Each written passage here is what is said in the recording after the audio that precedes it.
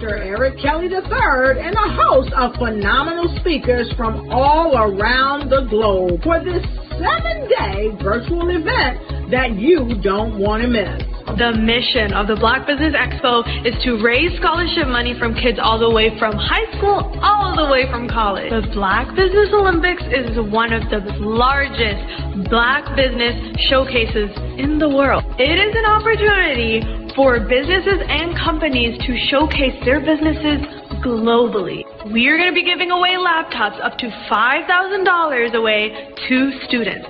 Again, I'm Olivia Appleberry, the founder of 2 Cents Finance and one of the speakers for the expo. I am so excited to see you there. For more info, go to www.blackbusinessexpousa.com or call 919-308-9090 and hope to see you there. I am Black Business. From the moment I wake until the time I sleep. Yes, I am Black Business. I am Black Business. Tell me, are you Black Business? I am Black Business. Do you support Black businesses? Listen, I support Black business because I am Black Business. Black Business Expo, one of the largest business showcases in the history of Black business in the world. The world! Sign up today at www.blackbusinessexpousa.com or call 919-308-9090. I am Black Business. I am Black Business.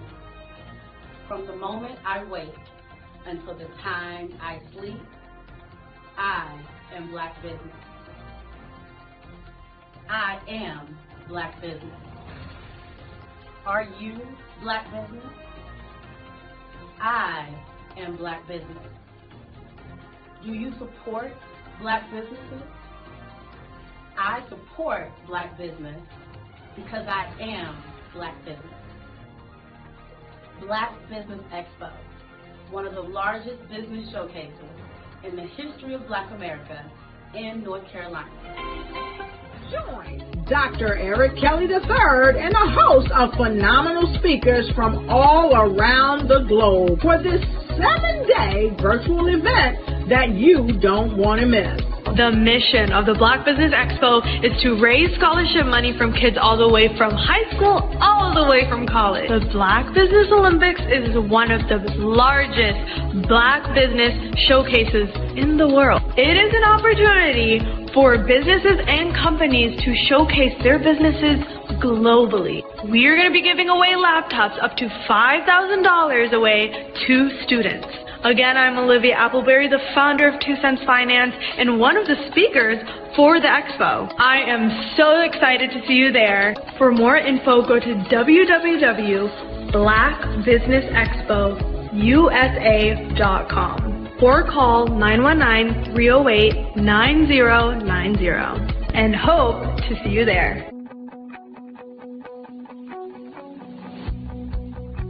I am Black Business. From the moment I wake until the time I sleep. Yes, I am Black Business. I am Black Business. Tell me, are you Black Business? Black Business Expo, one of the largest business showcases in the history of Black business in the world.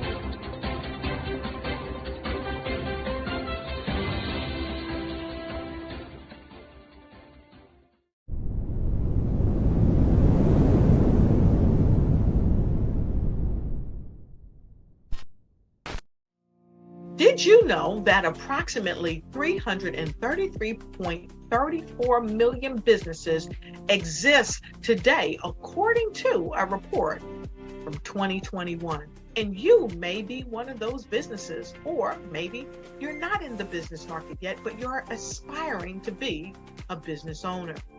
Well, guess what? You're in the right place at the right time. Because let's face it, everything is about timing and opportunity. Hi, my name is Dr. Lotus Richey, and I'm the CEO and founder of the Lotus Richey Coaching and Consulting LLC, along with the Lotus Richey Ignite Show. 15 minutes of success with Dr. Lotus Richey, as well as books to boom your business and bring who you are. And today, I want to bring this amazing message to you about the Black Business Network and the Black Business Olympics. See, the Black Business Network and the Black Business Olympics is designed to help people just like you, that's right, that look like me, to take their business to the next level. Not just in your front yard or your backyard, but globally. The Black Business Network and Black Business Olympics is designed not to just help you survive, but to help you thrive. So join us today as we come together with businesses all around the world to support our students, our children, our young teens, our young entrepreneurs. What we do is we come together to help raise funds for students who are aspiring to be business entrepreneurs, who are aspiring and who are thriving in college. We endow them with a wonderful opportunity to gain scholarship of either a laptop or several thousands of dollars. And we invite you to help be a contributor to this amazing opportunity to help someone that looks just like you. So join us today at our website and let us connect with you and help you ignite and take flight in every area of your life on the Black Business Network and the Black Business Olympics. I'll see you on the other side.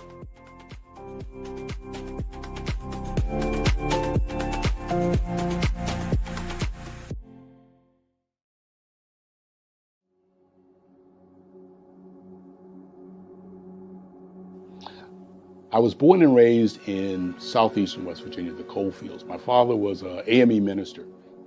For me, I was very fortunate. Even though I grew up in the segregated South, I was surrounded by flourishing Black businesses, doctors, lawyers, bankers, dentists. They were all there and they were all successful. And I guess that's part of my dream, is to see that success come back. My name is Joseph Simmons, and I am the founder of the Center for Micro-Entrepreneurial Training. We have this moment in time where we can change the trajectory of people. And our focus is on women, Black and brown entrepreneurs, and their access to capital, their ability to build thriving businesses, the ability to employ people. There's a study that showed that in those three communities, especially Black and brown communities, $1 stays in those communities for 30 minutes. In white community, $1 stays in their communities for 8 hours. So think about it. For you in a Black or brown community to get gas, to get food, to go to a restaurant, you've got to leave your community, take those dollars out of that community and take it to another community that's already being well served. So if we can reverse that, if we can go from 30 minutes to an hour to 2 hours, that's progress. That's what we need to do. I was with SCORE.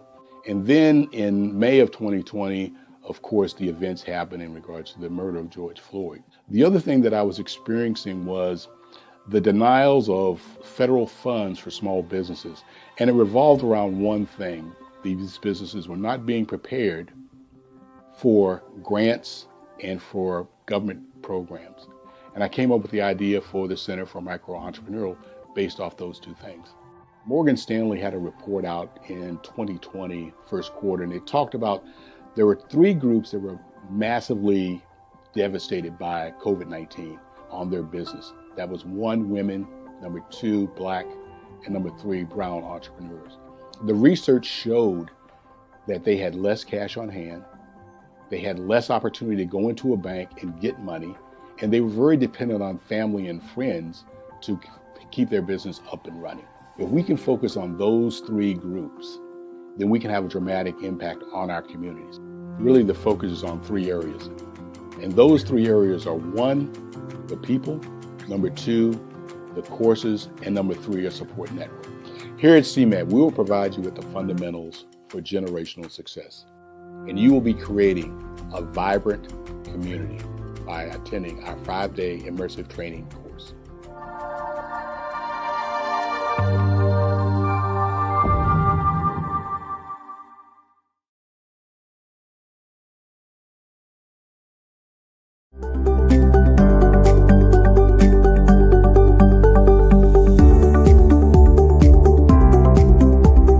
My name is Katie Bennett, and I own Lexicon Presents Publishing. We are a publishing and media company that helps you take your story and share it with the world.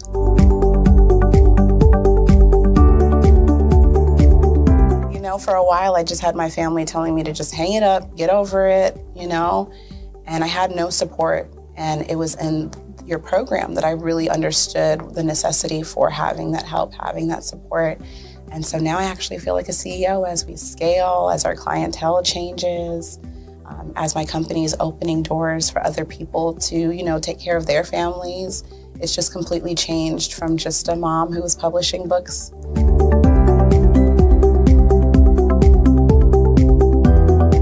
I was at a point where my job, although it was paying really well, wasn't enough. And my business was always in the red, and I was tired of it. And so I came in just hoping to get some sort of help to just not end up in the red every month.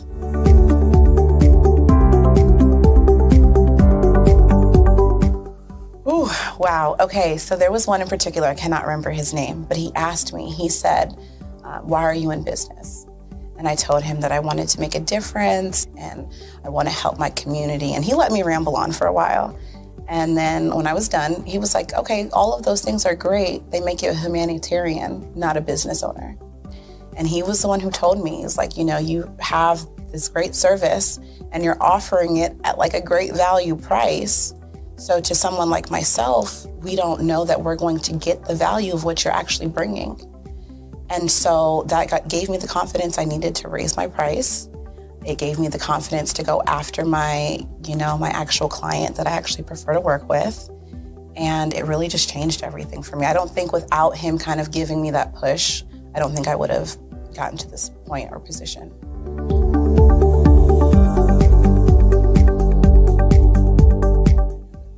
Wow, the benefits is just having a coach that holds you accountable. They set goals with you.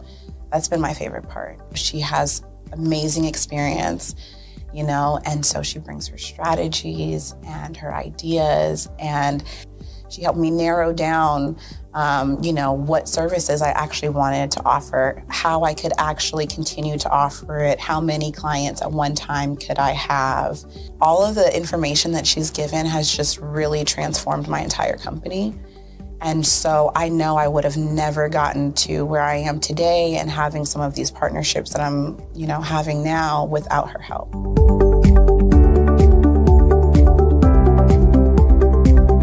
You're going to get information that you're not going to find on YouTube. You actually take the time to strategically give us the information, then give us time to actually apply it. I would also say that so that you're not just out on a ledge alone trying to figure this out. Like, you deserve to be in a community with other people who also want to grow their business.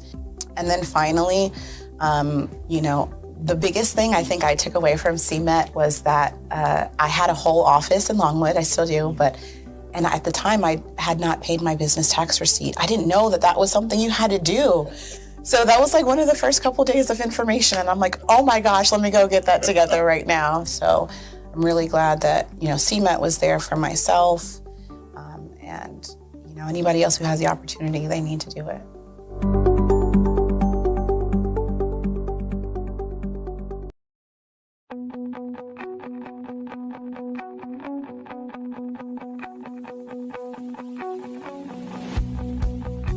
I am Black Business. From the moment I wake until the time I sleep. Yes, I am Black Business. I am Black Business. Tell me, are you Black Business? I am Black Business. Do you support Black businesses? Listen, I support Black business because I am Black business. Black Business Expo, one of the largest business showcases in the history of Black business in the world. The world! Sign up today at www.blackbusinessexpousa.com or call 919-308-9090. I am Black business.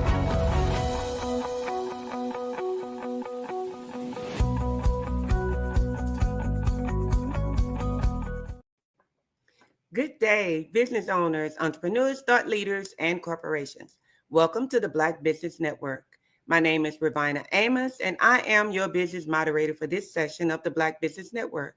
The Black Business Network is a 24-hour business network showcasing Black businesses, business owners, entrepreneurs, and thought leaders worldwide. We have speakers from North Carolina, London, Singapore, Africa, Japan, and cities all over the United States.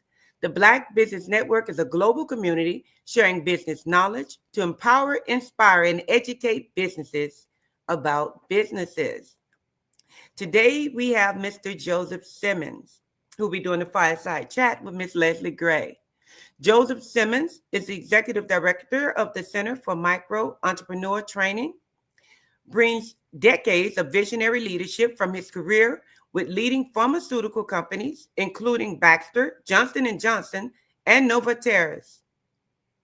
His passion includes entrepreneurship and commitment to empowering underrepresented presented communities, led by his established CMET in 2020.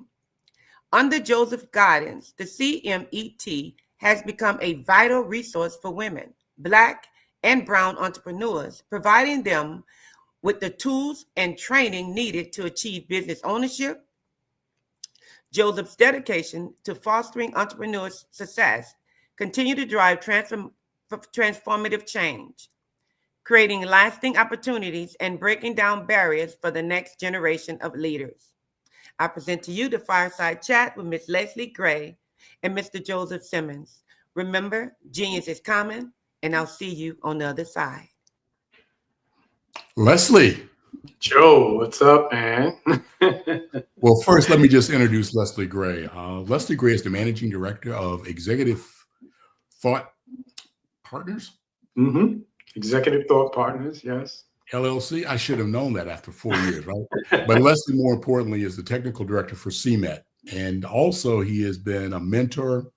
He's been a good listener. As entrepreneurs, we all need someone that we can talk to, and there's no judgment, there's no reverb. He just sits and listens and then, takes it all in and then gives you good direction. So, Leslie, thank you so much for taking time out of your busy day to do this fireside chat. Oh, I appreciate it. And an opportunity to sit and chat with you on this platform and for the sake of entrepreneurs is a great honor. So I'm going to lead the conversation. I'm going to ask you several questions, and hopefully through this question, we can have a back and forth like we normally do, but still, provide some insight to those entrepreneurs that are listening on this platform. It's a great thing. So what I'm going to do is just quickly read this little short bio here that I have in front of me. And I think it is kind of, forgive me for being repetitive, but I'm just going to read it here because I think it's important. The CMET story is this. The Center for Micro Entrepreneurial Training, or CMET, as affectionately known to us, is a nonprofit organization dedicated to empowering women, Black and Brown entrepreneurs through high-quality, comprehensive entrepreneurial training. CMET provides access to essential business knowledge, resources, and tools to help aspiring and current business owners develop sustainable and successful ventures. That's important.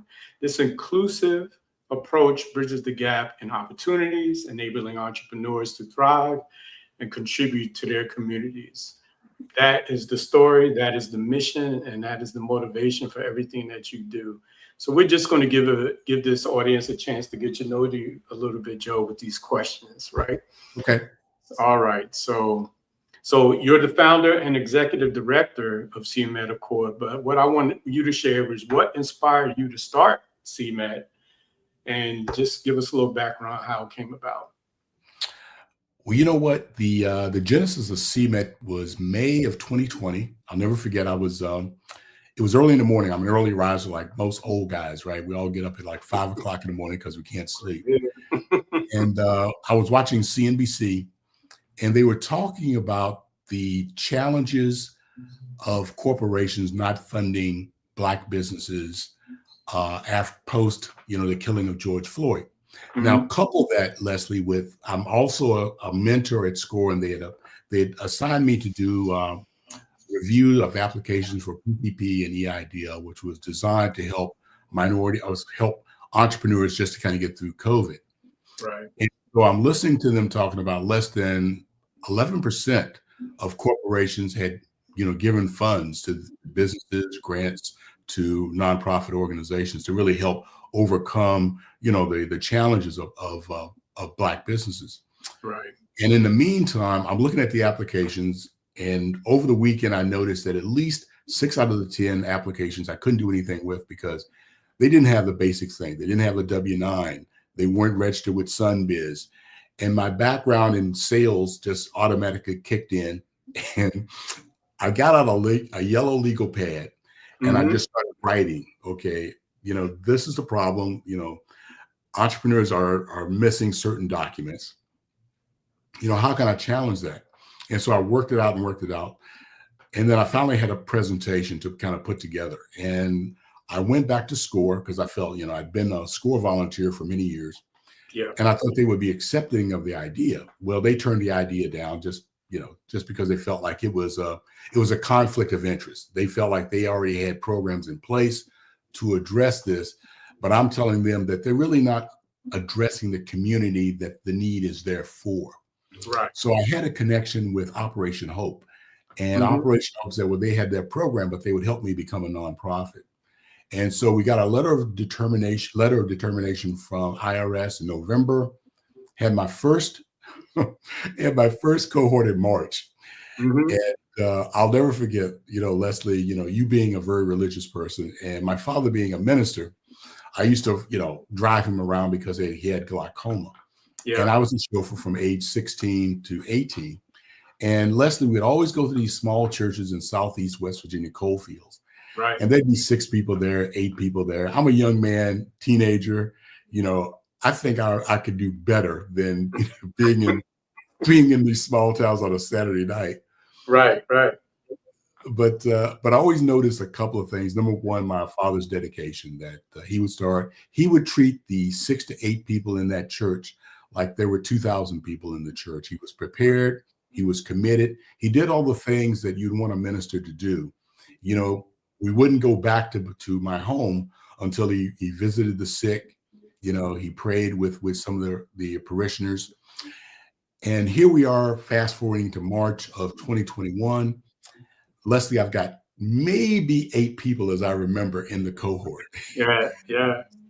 I'm up going, somewhere my father's laughing, going, see, here you are doing the same thing. But that's pretty much the genesis. And we started out with 8 days. And I think you and I had a conversation about that. And you said, Joe, that's a lot of time to be away from entrepreneurs. And so we had a conversation that I think it was at our favorite place, First Watch. Right. And you said, we kind of talked, we said, there are really 5 pillars to entrepreneurship: business planning, understanding financials, marketing, sales. We had put in HR in 21, but because of the status of the entrepreneurs we had coming through, HR really wasn't appropriate for them at that stage. And we dialed it back to 5 days. And then we changed it from being straight. We went to alternate days because you said, it's a lot of information, Joe, that you're giving, and give them a day to kind of take everything in, be able to implement or think about 2 or 3 things that they can implement. So Leslie, that's kind of the genesis of CMET, of where we started, the idea, and then the first cohort. Great. That's great feedback. And that's great history to kind of level set everybody about CMET. But so you touched on a few unique challenges the community faced, but can you tell us how some of those challenges or how CMET addresses them for the entrepreneurs.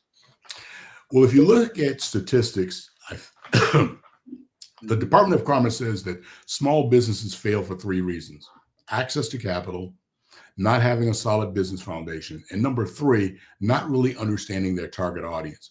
You know, you are a mentor and a consultant also to small businesses. And how many times have we laughed when someone's entrepreneur comes up to us and says, you know, this is my business. And you ask them the question, okay, what's your target market? Leslie, I sell to everybody. The world is my oyster. I can, you know, and you know that's not true. So when I laugh with love, though. I want you to know I laugh with love at that. So when I was putting together CMET, I wanted to address the fundamentals.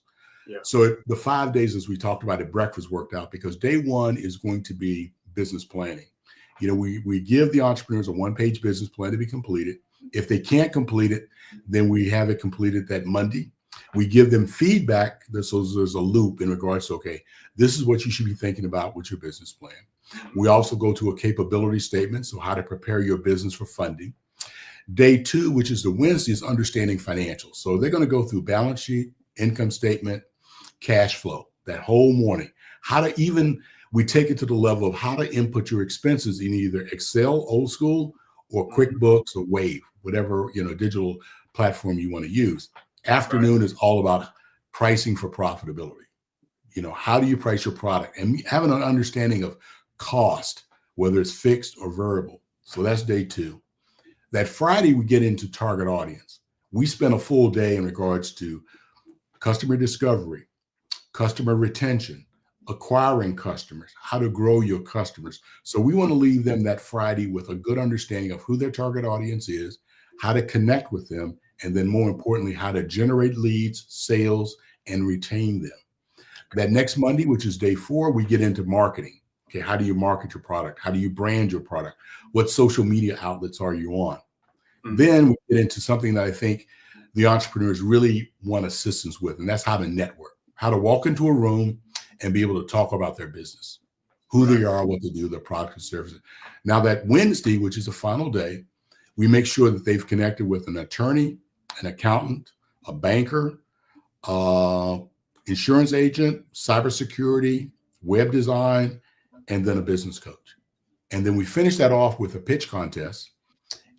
And we also, we bring in a successful entrepreneur, and he or she will walk them through their journey. So that's how we close out the 5 days. That's awesome. That's awesome. And all of that information gives them a nice foundation for advancing their business, for sure. But you know what's more important though, Leslie? And you know, you've assisted with some of the days. The environment that it creates when you're in a room of your peers, because you're all at the same stages. Yeah. Everyone there looks like you, right? So it gives the entrepreneurs a comfort level of, I can ask any question. It's safe.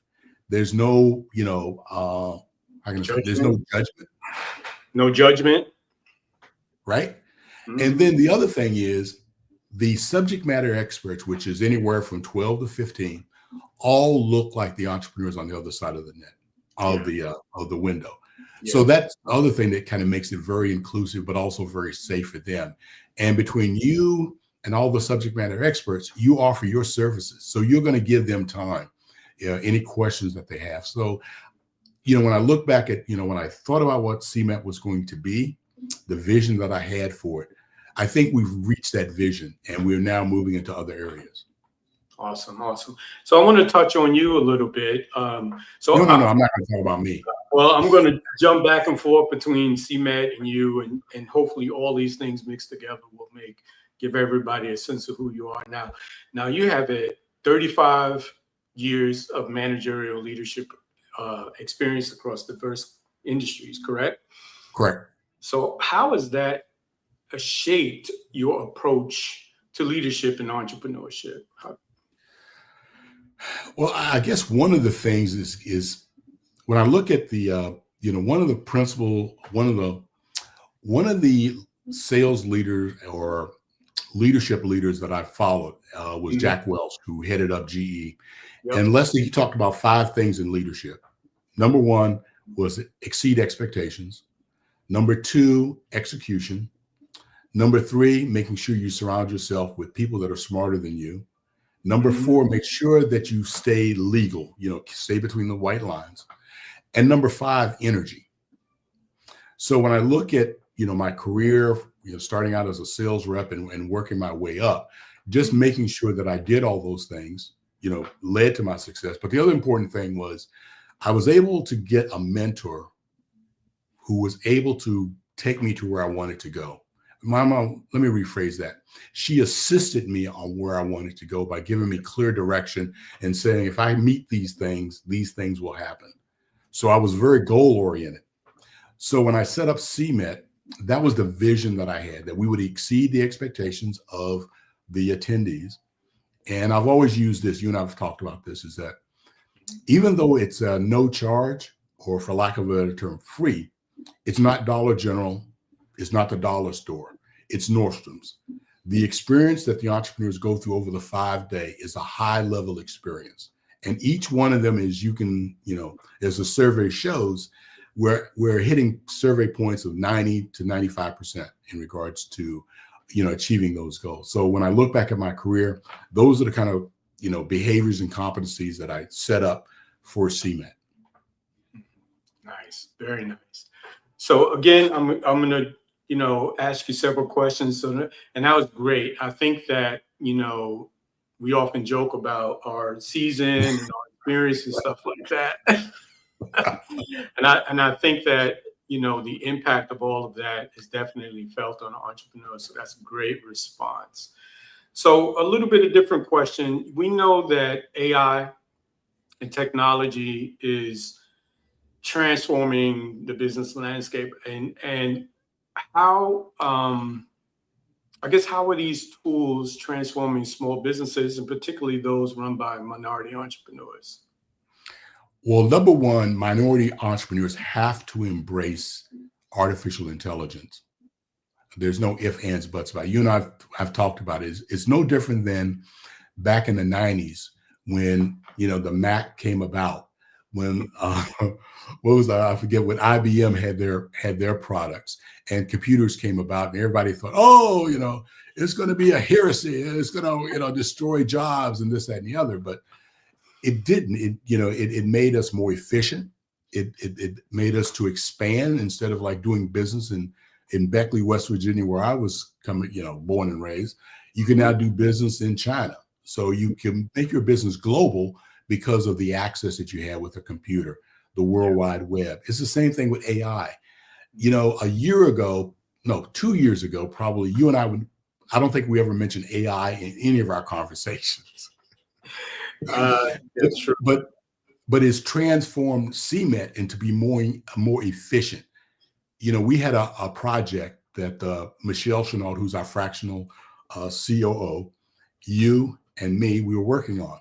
And it took us literally less than 3 weeks to put together this project because we tapped into AI when we needed it, but we also used our natural brain power to create, confirm, and pull all this data together for this project. So think about 2 years ago, if we never used AI, there's a strong possibility we might have passed on this project, or we might have missed the deadline. Yeah, I agree. And you've seen it in on your side of business too. For the entrepreneurs that you serve, you might not be able to scale, but if you can use artificial intelligence, whether it's Chat GPT for creation, or whether it's Perplexity for research, or Gamma AI for presentations. I did 2 presentations on Gamma AI, and I am totally convinced, Leslie, that if I did not do those presentations on Gamma, I don't think I would have gotten an audience with those 2 banks. Yeah. That is proof positive and results.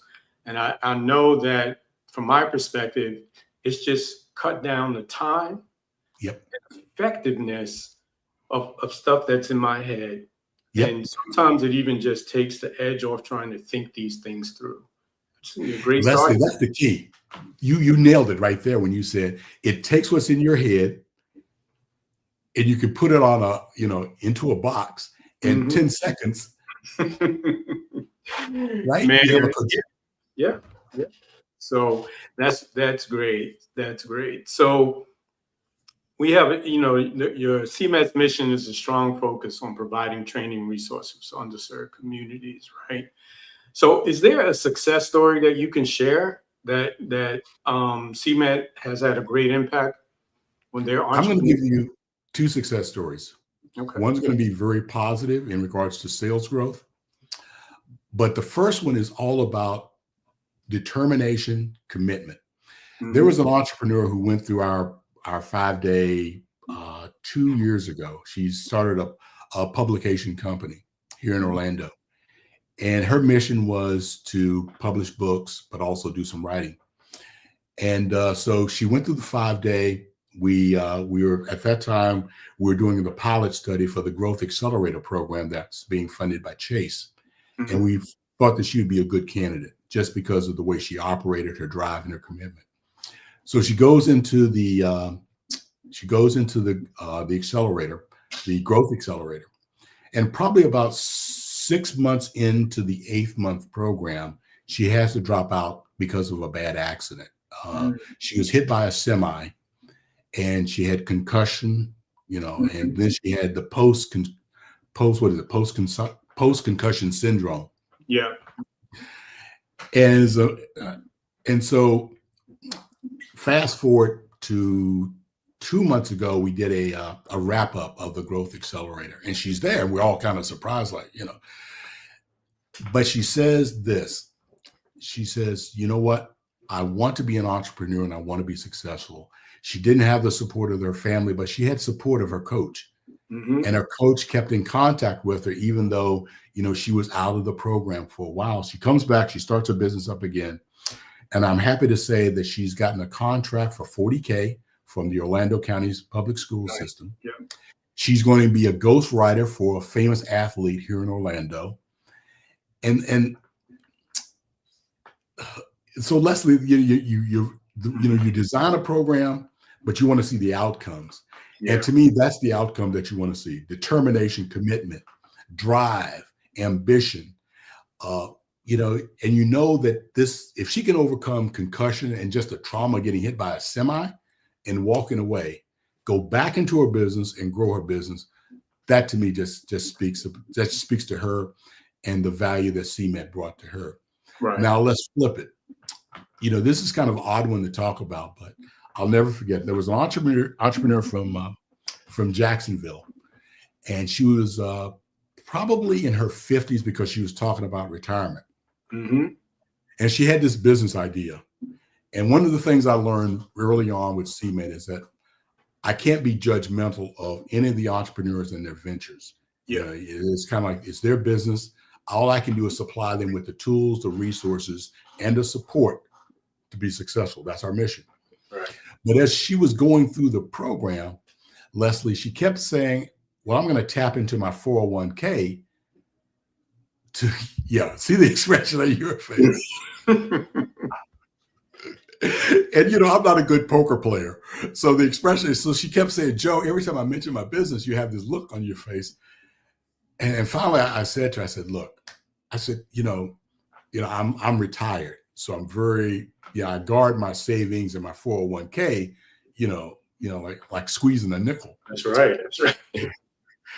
And I told her, I said, here's an alternative. Instead of you starting a business and you're taking kind of a gamble, why don't we talk about entrepreneurship through acquisition? And she's like, well, what is that? She had no idea what it was. I said, well, I'm going to set you up with a business broker, and that business broker will walk you through, buying a business, what business is a best fit for you, this and that. A year, probably in the summer, I got a call from her, and she had connected with the business broker, and she now owns a business, and it's a $2 million business that she bought. And again, she did the business broker talked to her, and there's a program. If you use your 401k, there's tax benefits to reimburse. But she said, Joe, I want to thank you and the organization for really challenging me on the decision that I was going to make. Because she said, if I would have went out of bankrupt, if the business had went bankrupt, here I am broke and 55 years old. She says, I would not have had enough time, to make up for that lost money. So those are the two stories that to me, shows what CMED is all about. No, that's right. And you did mention entrepreneurship through acquisition. And for everybody, for us, it's a relatively new initiative that we're launching along with the other programs. Can you give the audience a description or the concept of the program? And while you're doing that, why do you think this program is going to be significant and a game changer for entrepreneurs? We as a people, and I apologize, Leslie, about that video. No, it's good. And ladies and gentlemen in the audience, that's an inside joke between Leslie and I. But one of the things I talked about is the wealth gap. A dollar stays in our community for less than 30 minutes, in the white community for 8 hours. But here's the time warp that we're faced with. My generation, if I look back in the mid 60s, that dollar ratio to a white community has not changed. Right. So here we are 50 years down the road, 15 cents to $1 still exists. Yeah. So how do we change that number? Well, we can start, you can start your own business. You've got an idea, you go out and you start it. But now we're in this pocket where baby boomers are retiring. Mm-hmm. Their kids don't want to take over their business. There's no succession plan. Mm-hmm. This represents, Leslie, $10 trillion in market value. Yeah. Think about it, $10 trillion. We're 13% of the population. If we can get 13% of that 10 trillion, think about how that moves that wealth gap, and It closes it a lot. Because here's what you gain when you buy a business. First thing is customers, an established business, an established brand, an established salary, established relationships. The other thing that no one talks about, 60% of the loans given by one of our major funders goes to buying businesses. Yeah. It doesn't go to startups. It goes to buying business. Why? Because large banks are risk averse. They don't want to give loans to something they may not know is going to fail. Right. But think about it. You bring creativity, you bring management skills, you bring operation skills. You go in and you just rejuvenate that business, because now you don't really have to worry about cash flow because it's there. You don't really have to worry about customers because they're already there. So you can take a breath, and now you can look at, okay, how can I market this business better? How can I brand this better? All the things that you've learned, whether you're in the corporate world or whether you're just an aspiring entrepreneur, you now put into that business, and that business just takes off. Yeah. So entrepreneurship through acquisition is something that I think can be a game changer for us as a people.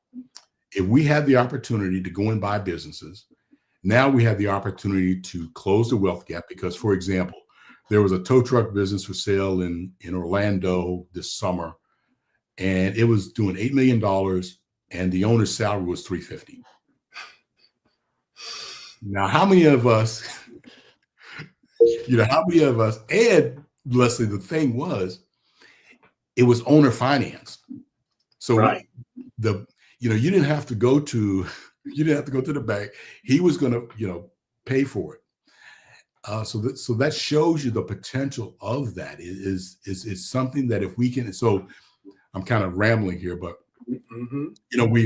we've tried it now in 3 locations, and we're going to do the 4th in March here in Orlando at NEC.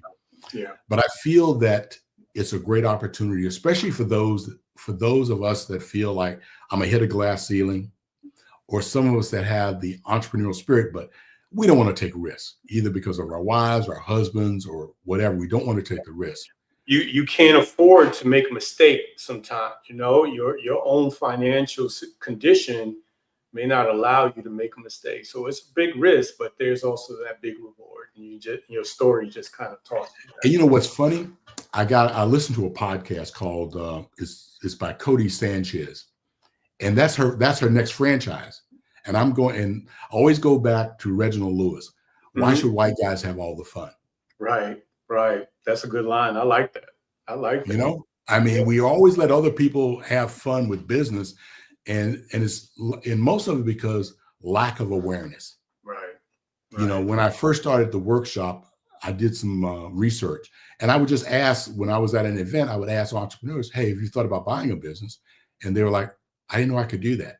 Yeah, that is a surprise to me too. I mean, when I first came out from corporate America, that was one of the first things I thought about, either franchise or, buying an existing business, and the barriers to entry, like landscaping, or like you said, right?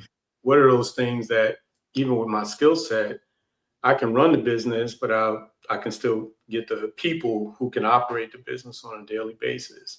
Or even businesses like owner absentee, like a laundromat, right? Car wash, and those things. Even something like a vending machine, those are on the table. Leslie, you're saying everything she said in the podcast. Yeah. Everything that you've talked about, she wants to start business. She wants to acquire those businesses. The other thing, and going back to Reginald Lewis, large equity companies are now buying lawn service, plumbers, high volume air conditioning. Why? Because they can now take them individually, scale them up, bring in an operational person, and it's cash. It's cash. So I'm glad you shared that, because one of the things that we touched on through this story is, for lack of a better word, errors or mistakes, right? So can you explain or can you share what you believe is the most common mistakes that you see new business owners make? Leslie, it still goes back to, for the entrepreneurs that we see coming through CMET, which is almost 300 now, target audience. And in the video, Katie said it best. There's a difference between being a humanitarian and an entrepreneur. Yeah. You and I were standing at the one of the other platforms, ladies and gentlemen, that we work through is business academies, and we were doing a business academy at Lift Orlando in West Lakes, and you and I were listening to their businesses, and you kind of whispered over. You said, Joe, their target audience can't afford their products. Yeah, I remember that. I do remember that. So you can be a humanitarian and support a nonprofit and donate to a nonprofit. Yeah. You can't really be a humanitarian when it comes to your business. You have to fine tune your target audience. I'll give you an example. The Winter Park Business Academy that we were doing, we're going through the workshop on target audience, and one of the gentlemen said, my target audience from 30K to 60K. And I stopped him right there. And I said, do you know that poverty level hovers around 30K? And I said, if you've got a family with 2 kids, 60K is not, you don't have any liquid income. Right. There's no disposable income for people to go and say, I'm going to buy your service. Yeah. So you have to rethink your target audience. Number one, can they afford it? Number one is there a need for your product? And number 2, can they afford it? Right. I agree that, for me, I think that strategy and planning are key. Yeah. And, but in that, marketing, sales, target audience are the key contributors to cash flow, right? Without cash flow, you're working for free. That's awesome. So you mentioned, but Leslie, stop for a minute. Sure. That's one of the things, ladies and gentlemen, that Leslie has helped me with in regards to strategy, especially when it comes to marketing of CMET and how we market it and how we put together that chain, for lack of a better term, in MIA, our friend right now, to make sure that, we don't over communicate, as you taught me, in regards to, what is the cadence of information? Yeah. What's the cadence in regards to, putting it for a program? Is it 6 weeks, 8 weeks? What do you say? What do you put together? All that. So you've been very good with the strategy of okay, when it comes to promotion and marketing of a product or of CMET. So those are the things that, we had discussions about and you implemented for us. Yeah, I mean, and that's another thing is, right, your business model, right? Is planning is one thing, but your business model revolves around how I make money, how do I keep making money, and things of that nature. So, but I don't want to forget, you mentioned Lift Orlando, you mentioned Winter Park Business Academy. How do you view partnerships with other organizations as you serve these micro entrepreneurs? 24 was a breakthrough year for us. As you know, you've been part of our board meetings. Mm-hmm. In that 40% of our revenue came from outside sources other than funders. So the partnerships with Lift Orlando, the partnership with Winter Park Business Academy has really opened up a new revenue stream because it gives a municipality or city or organization options. They can put together their own entrepreneurial program because the beauty of CMET 5-day is I've got 15 subject matter experts that can cover the gamut of what their needs could be. Mm-hmm. And they're very proficient in that. So we can do a la carte, okay, I want this, this, and this, or we can put together, say, okay, this is your 6-week program. We're going to address the needs. You can do the promotion or we can do the promotion. So it's kind of nice in that we can provide entrepreneurial academies to these organizations that need it, and we can serve it in a different way. And it gives us the flexibility or adapting to in-person or virtual. So when you look at our mission is to prepare entrepreneurs, Black and brown entrepreneurs for success. Well, under that, we can now do a 5-day virtual program and reach a national audience. We can do business academies that can be, Orlando, Jacksonville, Tampa. I've got a meeting in February with Atlanta to do one in Atlanta. And then the parallel to that, we have the entrepreneurship through acquisition workshops too. And underneath that, we'll do a cohort to train those individuals to become business owners. Yeah, that's awesome, man. You're going to have so many acronyms. You're going to be rivaling the military with all their acronyms. Hey, Leslie, that is true. And you know what's bad? Michelle, excuse me, ladies and gentlemen, but Michelle Chenault, as I said before, is our fractional COO. And she hit me with an acronym and I was lost. I'm like, what is that again? I tell you. All right. So check it, right? I'm sorry, excuse my language. What I'd say, so let's switch subjects a little bit, right? We know that the economic climate changes from time to time, right? And we know that we have examples in the past of how entrepreneurs are impacted in events like the pandemic, right? Economic and fluctuations and stuff.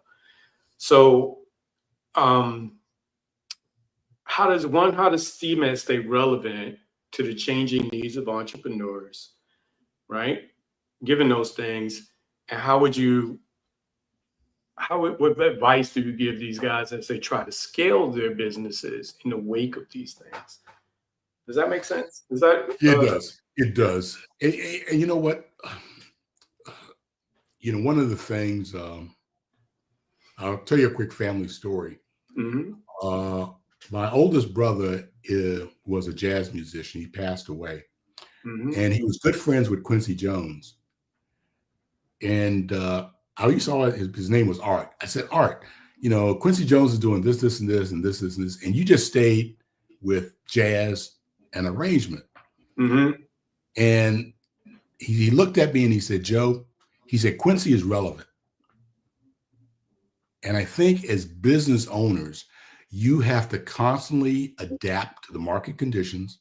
But in the meantime, you have to stay relevant. And I'll tell the audience, I went kicking and screaming into social media. I didn't have a footprint on Facebook, but Randolph and you convinced me to put that there, put us on Facebook and business wise. The other thing that you have to stay relevant is going to AI. You know, when it comes to producing workshops, we can utilize AI to put together the workshops. We can provide them with the links, the presentations, all that we can do. One of the projects that we're working on in 25 is to train entrepreneurs through AI, Right. where they would have a bot. You know, they would, for example, you'd send CMET your business plan, and the bot would take a look at the business plan, review it, give it feedback. But a live person then would be fed that feedback and be assigned that entrepreneur. Right. So when it comes to learning, any learnings that would come up, they would have their own specialized learning system, but their coach would be you, or, you know, it would be a live person. Yeah. Because the younger generation, as detached as they are from live, they're attached to that phone.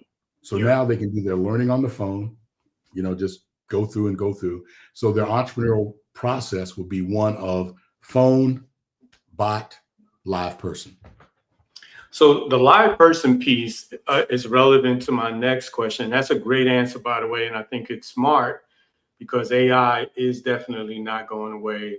And we look back 10 years from now, we're going to look at it the same way we look at Excel and all of the different programs that we have from when we were in business. But so mentoring is kind of like what you touched on that now. So can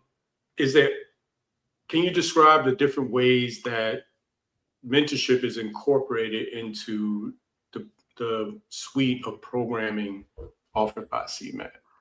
Well, if you look at the 5-day, when a subject matter expert becomes part of the CMET family, they do an offering.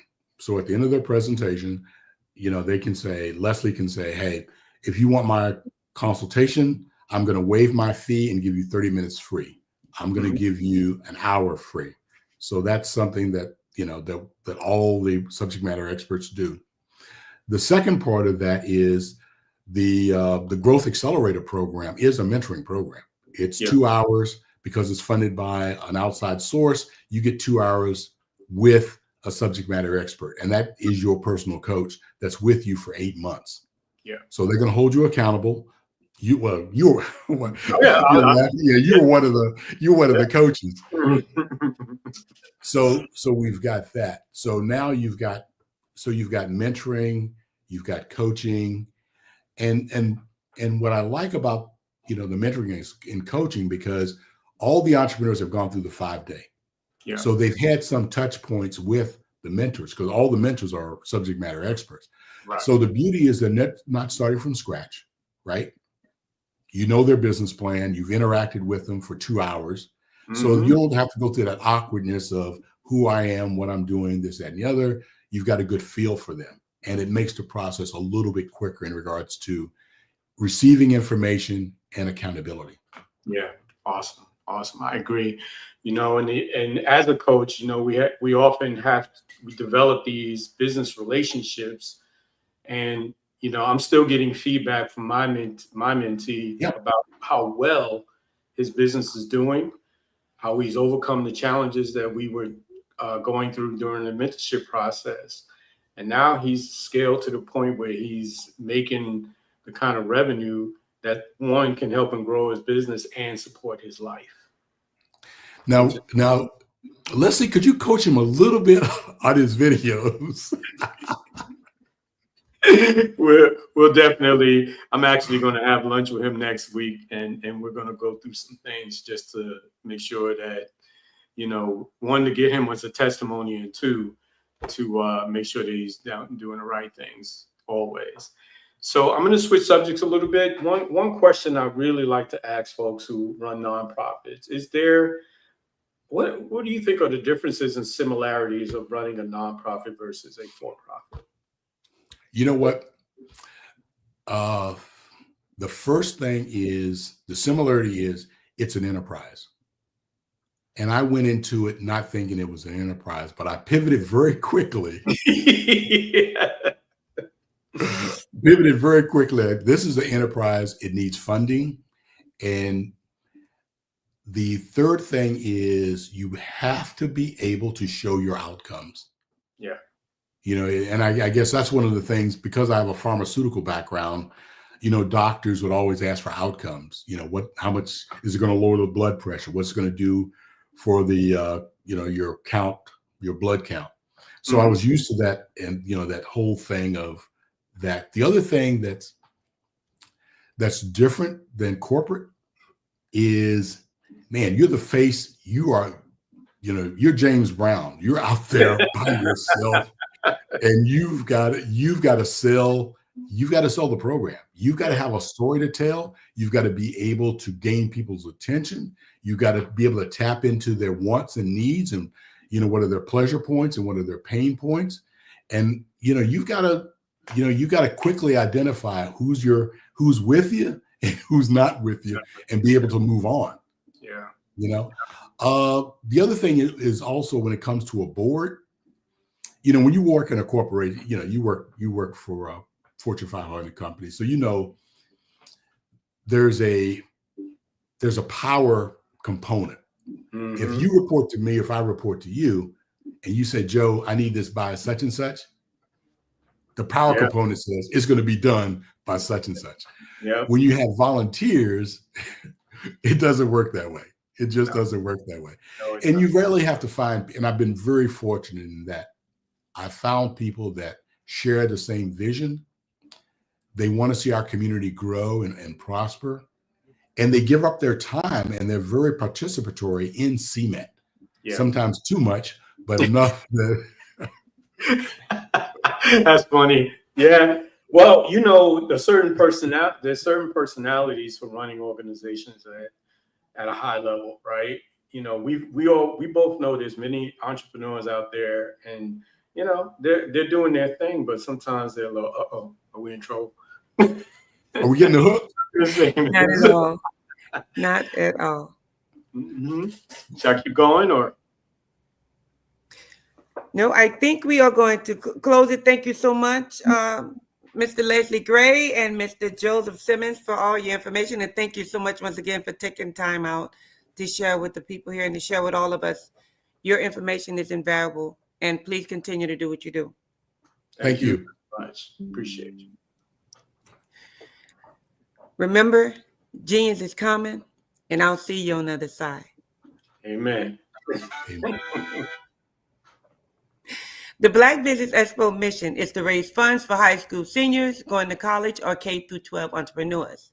This expo is a fundraiser for students. You may go to www.blackbusinessexpo.com to donate to the scholarship fund, or use the Cash App that's on your screen below, $BBX USA. Our goal is to give laptops and up to $500 to 10 students. Students can register online with www.blackbusinessexpousa.com. Remember, every dollar counts. So we want to remind you to donate to the scholarship fund. We also want to take this time to thank the Black Business Expo sponsors. That's NC100, Sway Soul, Carolina, Virginia Minority Supplier Development Council, Step Management, the Margie McLean Foundation, Genius is Common, Executive Women's Success Institute, The Quality Coach Company, Superwoman Business Services, Creative Force Studios, Lee Entertainment, Artistic App Design, Banks Firm, and the Black Business Expo USA.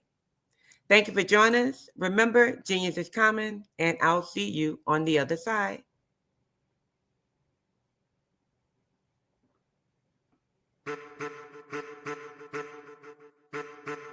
I am a child of the Most High God. He has gifted me in ways that I could not even imagine and didn't know.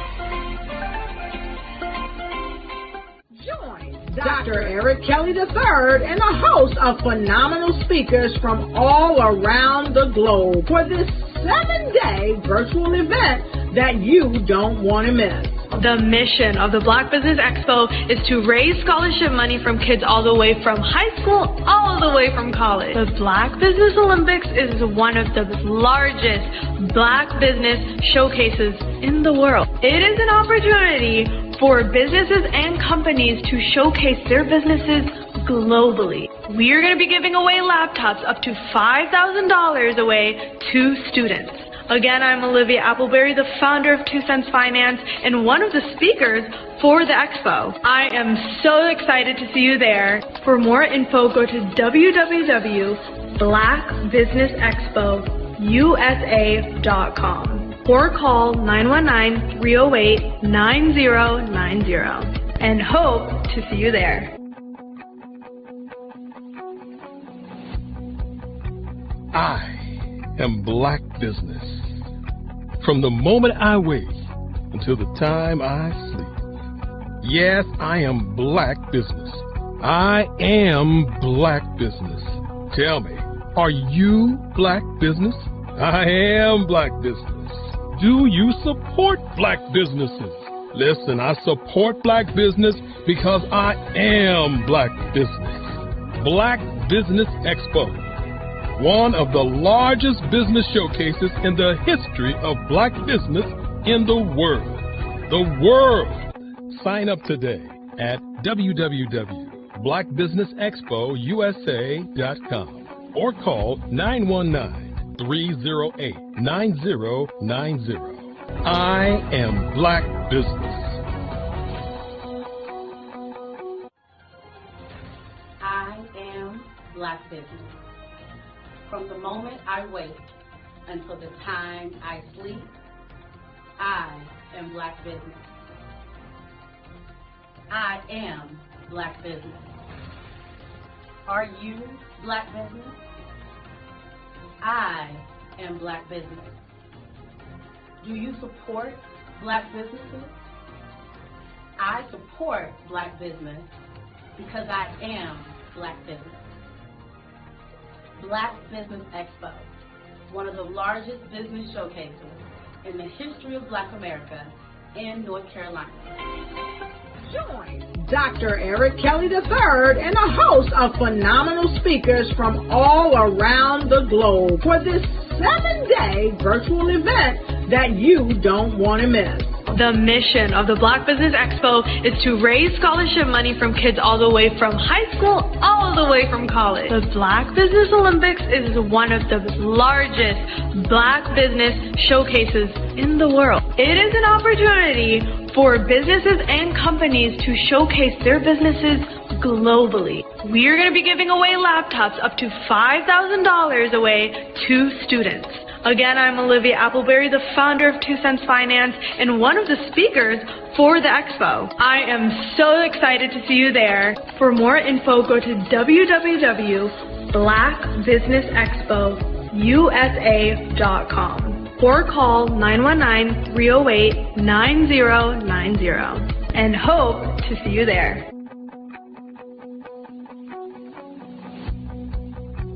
I am Black Business. From the moment I wake until the time I sleep. Yes, I am Black Business. I am Black Business. Tell me, are you Black Business? Black Business Expo, one of the largest business showcases in the history of Black business in the world.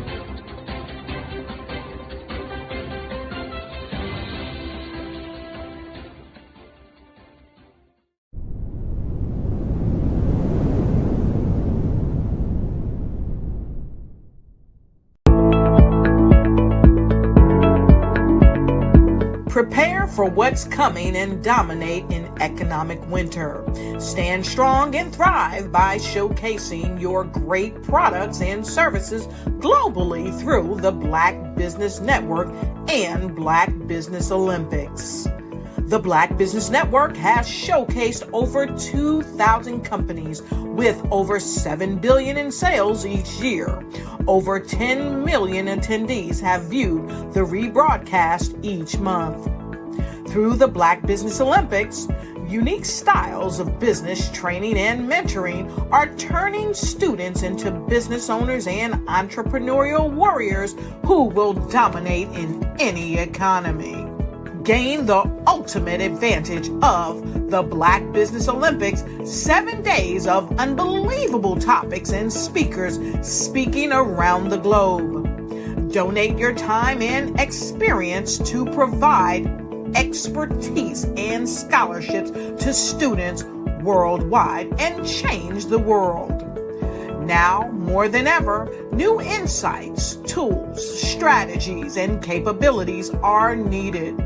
This is your chance for a major presentation to the world. Fill out the form and join the more than 2,000 speakers who have presented to over 200 countries. Join the Black Business Network streaming live into the Metaverse, STEM City, Black Multiverse Enterprises, Hulu, Amazon, YouTube, iHeartRadio, Apple, Facebook, LinkedIn, Pod TV, IBM TV, Spotify, and Google Podcasts. Sign up today. Spaces are limited, and we will see you there.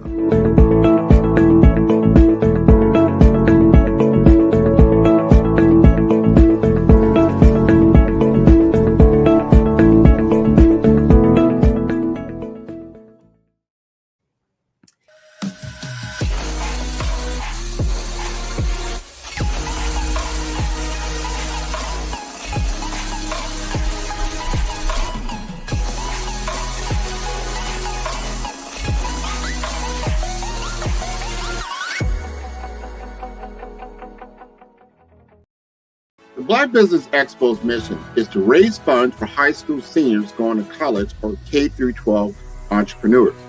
This expo is a fundraiser for students. Please, you may go to www.blackbusinessexpousa.com to donate to the scholarship fund or use the Cash App at $BBXUSA. Our goal is to give laptops and up to $5,000 to 10 students. Students can register online at www.blackbusinessexpousa.com. Every dollar counts. Please donate to the Black Business Expo USA Scholarship Fund.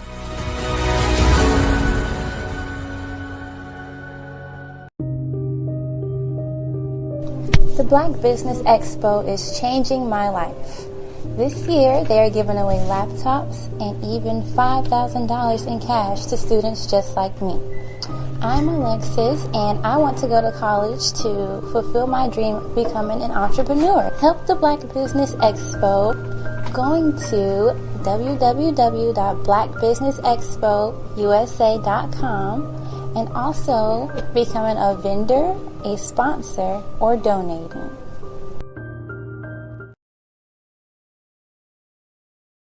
Hello, I am Dr. Eric Kelly III, the visionary strategist and founder of the Black Business Olympics.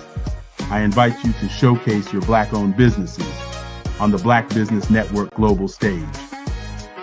The Black Business Olympics is a global Black Business Network platform that propels Black-owned businesses into the international spotlight. By showcasing your business on the Black Business Olympics platform, you can reach a worldwide audience of potential customers, partners, and investors. You can also establish yourself as a thought leader, an expert in your field, attract lucrative partnerships, and more speaking engagements. In addition, the Black Business Olympics platform provides a valuable opportunity to connect and collaborate with like-minded entrepreneurs and business professionals from around the world. This can lead to new business opportunities, ideas, and relationships. Finally, by sharing your story and expertise on the Black Business Olympics platform, you can inspire and empower others. This is a powerful way to make a positive impact on the world and leave a lasting legacy. If you are a Black-owned business owner, I encourage you to seize the opportunity to showcase your business on the Black Business Olympics platform. It is a once-in-a-lifetime opportunity to make an indelible mark on the world. Be one of the 1,000 visionary entrepreneurs who are changing students' lives, shaping industries, and leaving an unforgettable legacy for their families. Unleash your voice on our global stage and watch your business thrive.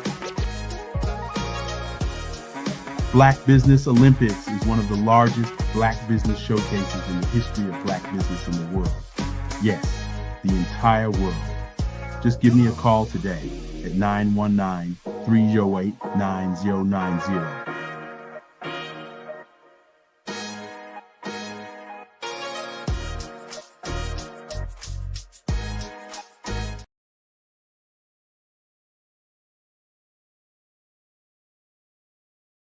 I was born in a little village on the island of Haiti. Many deadly diseases pounded me. It is as if they were on a mission to end my existence on this earth. I refused to give up. In 1983, I left Haiti and came to the United States of America.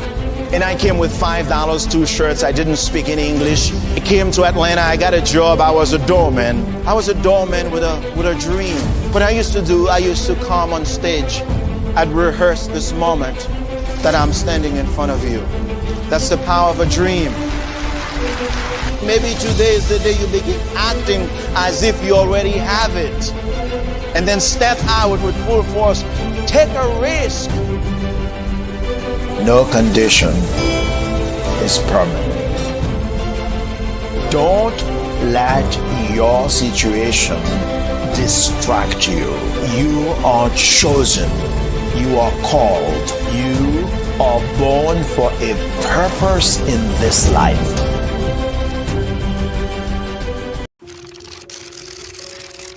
Bravery is not the absence of fear, but the ability to overcome it. We stand for those who defy suppression, who speak out, and those who walk the road less traveled. Everyone deserves to be seen and their voices to be heard. We're sparking a movement, growing a community of creators united by the desire for freedom, choice, equity, and ownership. At Fanbase, it's all for one and one for all. We support each other to guide, promote, and uplift you in a place where you can unapologetically be yourself. A place where your voice, ideas, and creativity are not just welcomed, but celebrated. We are Black founded, minority funded, and supported by a diverse, inclusive, powerful community that believes in the strength of authenticity and individual choice. Regardless of success or background, we welcome you, the marginalized, the underappreciated, the successful, the superstar. We're for all who seek a space to express themselves freely, where they are rewarded for being their authentic, true self. We transcend labels because only we have the right to define ourselves. We are built for the brave, the culture, the creators, and for the future where everyone has a power to shape their own destiny, where all are empowered, voices are amplified, and freedom is embraced. For the first time, you have a chance to own the platform you helped make popular. It's a revolution, a movement in how we connect, create, and share. Everyone is a creator, and everyone has a fan base. Here, you can be you without limits.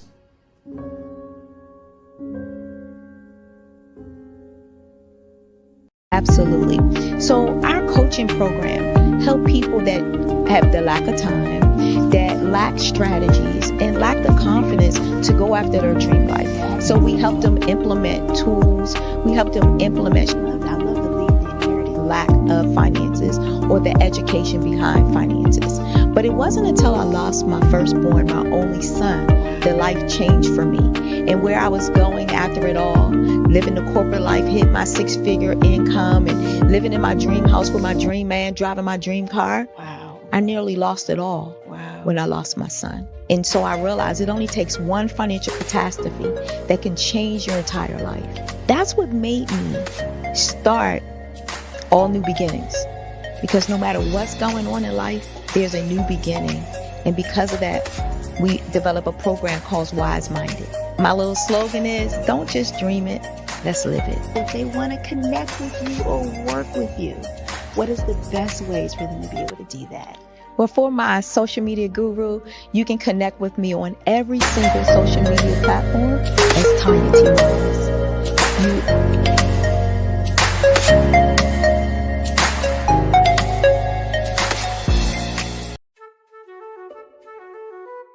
This is Dr. Arnold T. Petsworth. He's the owner of Petsworth Vet World, a veterinary clinic in Hopton, Connecticut. His patients include dog, cat, frog, fish, Goldie, dog, and this alpaca. Due to doctor-patient confidentiality, we can't tell you their names. Business at Vet World was steady, and then quarantine hit. Neighbors brought new four-legged friends into their homes. Bunnies. Bunnies everywhere. Dr. Petsworth welcomed these new patients with open arms. The only problem?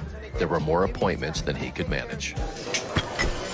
That's when Dr. Petsworth turned to his American Express business card, which offers spending potential that's built for his changing business needs. He decided to hire a new assistant, Julio, and with spending power built for business purchases, he used his card to furnish a new exam room. Together, Dr. Petsworth, Julio, and American Express Business.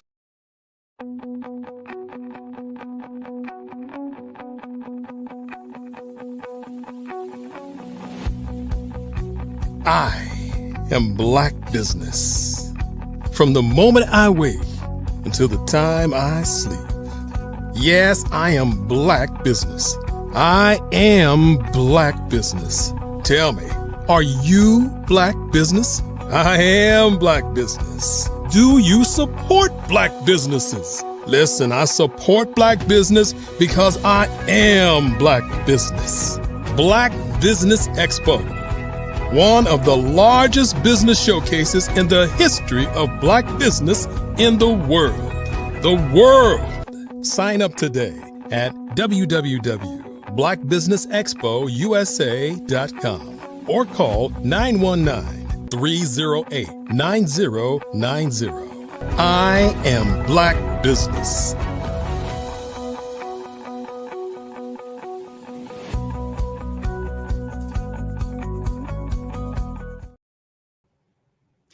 Good day, business owners, entrepreneurs, thought leaders, and corporations. Welcome to the Black Business Network. My name is Ravina Amos, and I am your business moderator for this session of the Black Business Network. The Black Business Network is a 24-hour business network showcasing Black businesses, business owners, entrepreneurs, and thought leaders worldwide. We have speakers from North Carolina, London, Singapore, Africa, Japan, and cities all over the United States. The Black Business Network is a global community sharing business knowledge to empower, inspire, and educate businesses about businesses. Today, we are very excited to have with us Mr. Brian Owens. Mr. Owens, as a program manager of B-Force Accelerator, has helped businesses understand their finances, grow revenue, and access over $3.6 million of capital. By revolutionizing this accelerator program, Brian has helped close the gap in banking relationships in Hampton Roads.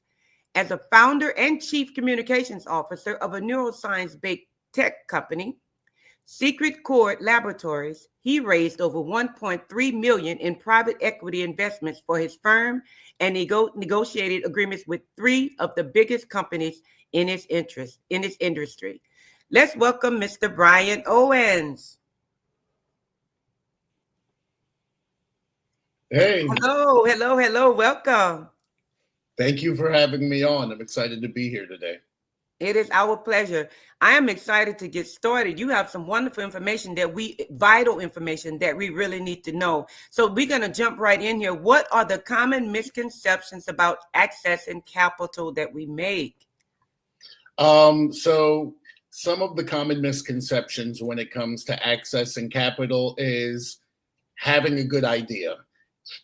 Folks think if I have a good idea and I can show someone how good this idea is, then they'll be willing to invest in it, or they'll be willing to give me a loan. And if it's really just a home run idea, if it's $1 million idea, then someone's going to move on it. And sadly, that's actually not how this works at all. No matter how good the idea is, if it doesn't come with the structure and presented in the right way, it's never going to get funded. Another misconception we have is the passion. Oh, if I can sit with someone and they can see the passion that I have for this project, or the passion that I have for my company, then they'll just see it in my eyes. They'll have no choice but to invest in my company. And really, passion is not a metric that is documented anywhere in the agreements that get people funded. Unfortunately, there is no line item for passion in the profit and loss documents or the balance sheet. So I think that those are two large common misconceptions. If I just have the passion, or if I have the good idea, then a bank is going to give me a loan if they just see how hard I'm going to work. But the good news is that there are just steps to accessing capital, and it's not a secret. We can all find out, we can all prepare ourselves, and we can, as entrepreneurs, all access capital. Okay. So what are some of the common mistakes that business owners make when they're attempting to access these loans or credit capital? So some of the common misconceptions that business owners make when they're trying to access loan or credit capital, the number one mistake that I see most commonly is starting to learn about the process when you need money. That is mistake number one. The very worst time to try to learn about how to access capital is when you need to access capital. So mistake number one, learn the process, know the people before you need the capital. If you need the capital, the odds are already stacked against you. The clock is against you. You're going to make mistakes. You're going to have poor negotiation, and then all the leverage is in the lender's box right there. Also, a common mistake when it comes to accessing loans or credit is just simply not asking. The bankers are not trained to keep everything a secret. You can go to your local bank, talk to a business banker today and say, hey, if I wanted to get a loan for $100,000 for my business next year, what steps would I have to take today so that I can be guaranteed that $100,000 loan next year? Write down step for step practically how I would get there. A banker should be able to do that for you. If they can't do that, that is not the bank you should be working with anyway. So not asking before they need to know, and not asking at all. Also, not doing research. I feel like the first step in everything is research. So no matter what the process is, whether it's growing a company, whether it's creating a product, whether it's making tech, or whether it's accessing capital, the first step is going to be doing research. Another common mistake for people accessing loans and credit is not knowing exactly how much money you need. I'll have conversations with people who are like, I want to get a food truck, and I have a passion for this. Culinary arts is in my blood.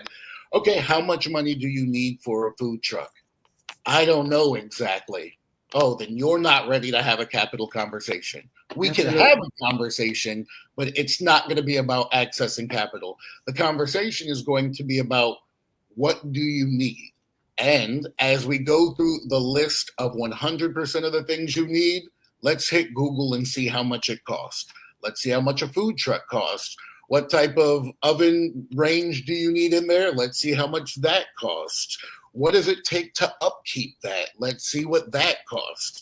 Now we're doing simple arithmetic to come up with a targeted answer of exactly how much money someone needs to start something.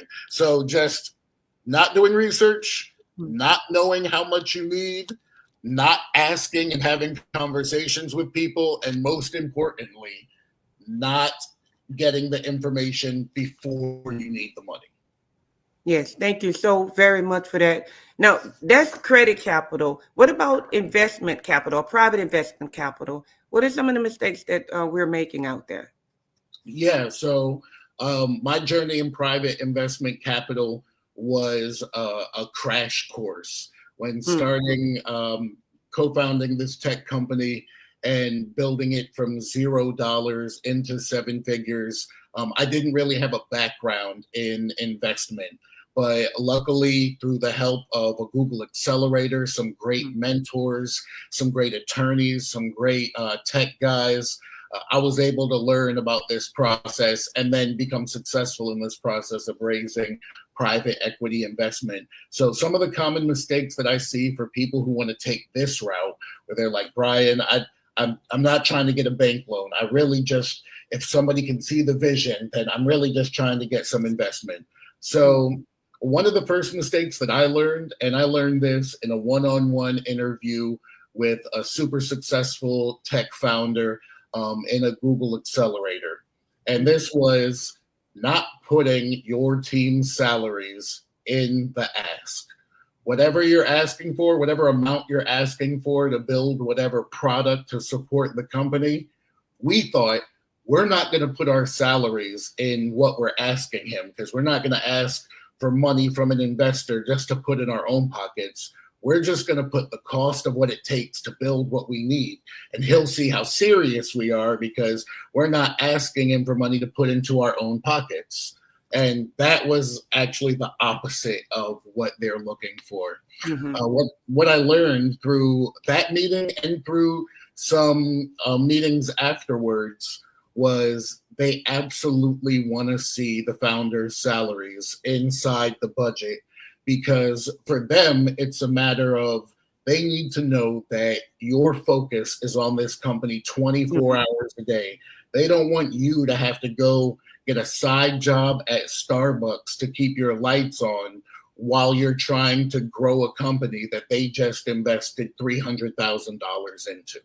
So that was one mistake that I had to learn when it came to private equity investment, was to put the salaries in and make sure it's a livable wage. If it's not a livable salary, they are not even going to take you seriously. Another mistake that I see when it comes to private equity investment, trying to access that, is a same mistake that I saw in the loans and credit, which is not asking. The same way that any business owner right now can walk into a bank and have a conversation with the banker and talk about what it takes in order to get a loan, you can call up a capital firm. You can talk to investors. Investors go to certain events that are for investors and founders. And you can talk to an investor the same way that you would do customer discovery with the market that you're trying to sell. You just ask an investor, hey, what kind of things do you invest in? Can you tell me about the last investment you made that was successful and why you think it was successful? Can you tell me about things that you look for in a company that make you say automatically yes and automatically no? Once again, these guys are not trying to keep this stuff a secret. As a matter of fact, it benefits them for everyone to know these things so that they can have packages presented to them that are in their lane and of the quality that they're looking for. And the last mistake that I see that's very, very common amongst people who say that they want private equity investment is not knowing how much equity they're willing to give up, not knowing what they would exchange for the money. Private equity investment is much different than loans and credit, because you are giving a part of your company away forever to somebody who is purchasing that. If you are not the type of entrepreneur who can deal with other owners of the company, who can deal with you not owning 100% of your company, private equity investment is not for you. And you have to be realistic with the conversations that you're having about equity, what your company is worth right now, what it might be worth in a few years. We have to have objective conversations about what makes value in a company and how we are going to do the math to figure out what we're accepting for what percentage of equity. Thank you so much. And it seems common sense, but we make that mistake over and over again in our zeal to get things started. So how can businesses build and maintain strong banking relationships, especially in the underserved areas? Okay, so this is how business owners, especially in underserved areas, can build and maintain banking relationships. Interview bankers. I know this seems backwards because in the past, it has been us, the business owners, going into a bank, and here's people dressed sharply in nice suits who know more than us about finances, and we're nervous. And what if they reject us? And what if they say no? What does that look like for me? How does that make me look as an entrepreneur? And all the anxieties on our end. What we're doing in 2025 is 100% flipping that paradigm. We're putting the anxiety and nervousness where it needs to be, and that's on the banker's end. As an entrepreneur, when you walk into a bank, you are the boss. You're the business owner. The banker that you're talking to is at work. They're at their 9 to 5. They need businesses to come do business with them in order to survive. So what you're going to do is you're going to pick 3 to 4 banks. You're going to walk in. You're going to ask for either the branch manager or the small business banker. And you are going to interview all 3 or 4 of those business bankers so that you can find the one who's of high enough quality to work with you and your business. You're not going to be worried about being rejected by a bank. You are going to be rejecting most of the banks and then accepting the banker that's best for you. Some things you want to say in this interview is you want to talk to this banker about if they've worked with other businesses in your industry. Say you have a t-shirt company. Have you ever worked with any other businesses in the fashion industry? What type of problems were you able to help them with? What type of problems did they have that the bank had products for that were solutions? If you're somebody who needs to talk face-to-face, you have to ask them, hey, can we meet face-to-face once a quarter to talk about business strategy? A good banker should be doing more than just taking your money and offering loans. A good banker should be having conversations with you about their business. If you're a business owner, a business banker likely has lots of people that they've done business with who own businesses. So you should be asking them about that. You should be asking, hey, do you know somebody who can help me find a good attorney? Do you happen to know any good CPAs? I need insurance for this business. Do you know anybody who you've worked with who has integrity in this insurance? You should be using your banker as a free business consultant. And the way that you do that is by interviewing 3 or 4 bankers and only keeping 1 or 2, keeping the best that work for you. Thank you so much. And I hope our viewers are taking notes. Like, guys, go grab a pencil and a pen. This is some valuable information that you should have. Tell us, how can a business with no proven track record make themselves attractive to investors? Okay, so this is a good one. How can a business with no proven track record make themselves attractive to investors? So there are more ways to show that your company is valuable outside of having a track record of making a lot of money. One, the team that you put together as the founders of the company, as the drivers of the company, those team members can bring value to the company. If For instance, in our tech firm was based on the neuroscience of music enjoyment. 2 of my co-founders were neuroscientists who worked in the field of music cognition. Their years of research in the exact field that we were in brought value to the company. Also, I had experience in the music industry, helping to put together international tours, putting together production teams for Grammy-nominated artists. My influence on the project also brought value to the company. Then businesses want to make sure that they're leveraging free resources. Startups, especially tech startups, there are so many free resources out there for you. Just Google free resources for tech startups. There is likely an incubator in your town that's specifically for tech startups. There's likely an accelerator in your town that's specifically for tech startups. And most colleges have some type of business program that's not exclusively for the students, that's open to the community. For instance, I'm in the 757 Hampton Roads, so that's Southeast Virginia.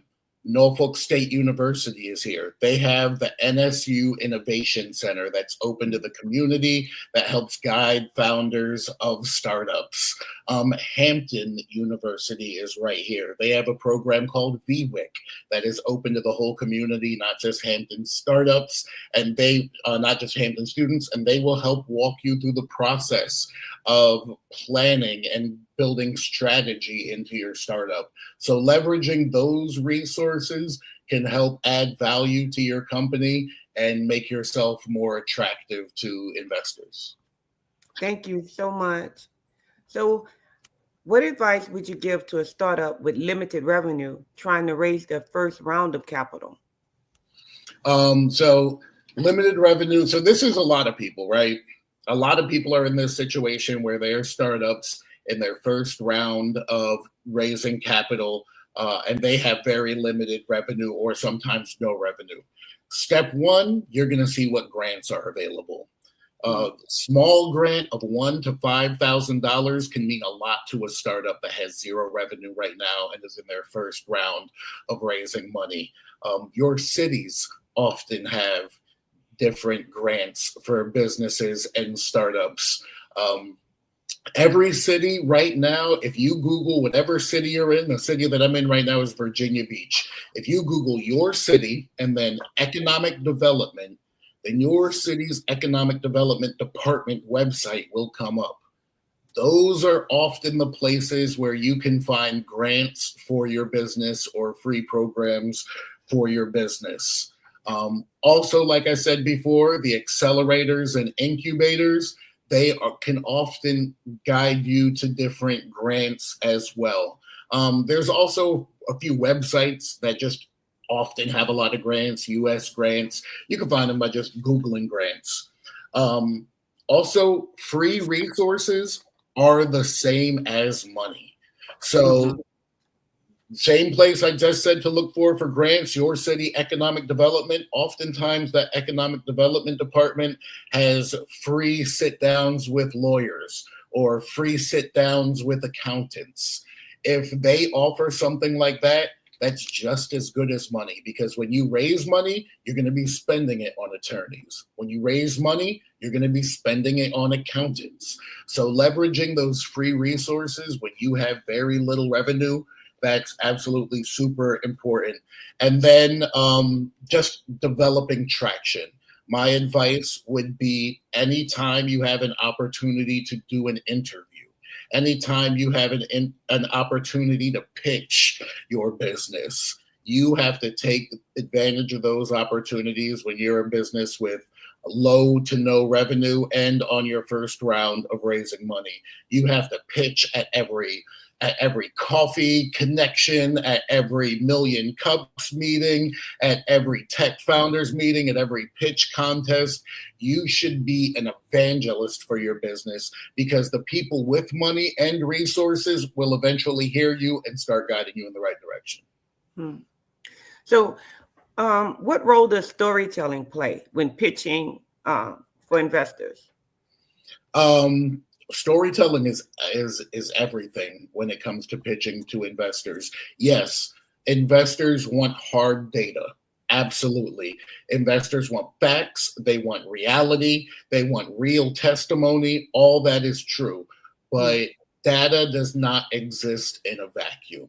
There needs to be context to data. There needs to be a story that data tells. So no matter how successful you've been, no matter how proven your track record is, if you can't position that within a narrative that shows the success of your company, then it's possible that it just falls on deaf ears. So storytelling is what companies with great revenue and great track records use to gather investment to scale, and storytelling is what pulls companies with little to no revenue and little to no capital to that next step so they can see where the step after that is. Okay. So what alternate funding source should entrepreneurs explore when traditional funding source isn't available? Okay. So definitely grants, as I said before, but also for alternate funding sources. If you've gone to a couple of banks and maybe you've been turned down because of just a few points of the credit score or because you have medical debt, after you've gone the route of searching up all the grants that you can, you want to look up what CDFIs are around. Again, that is CDFI. That stands for Community Development Financial Institution. CDFIs are kind of like banks that are owned by nonprofits. They still obviously need to not lose money, but they are not solely driven by the bottom line like your banks and credit unions might be. CDFIs have a little bit more wiggle room to hear your story. If your credit score is a few points below what the normal standard is, let's talk about why. If you have medical debt, some CDFIs can look beyond that.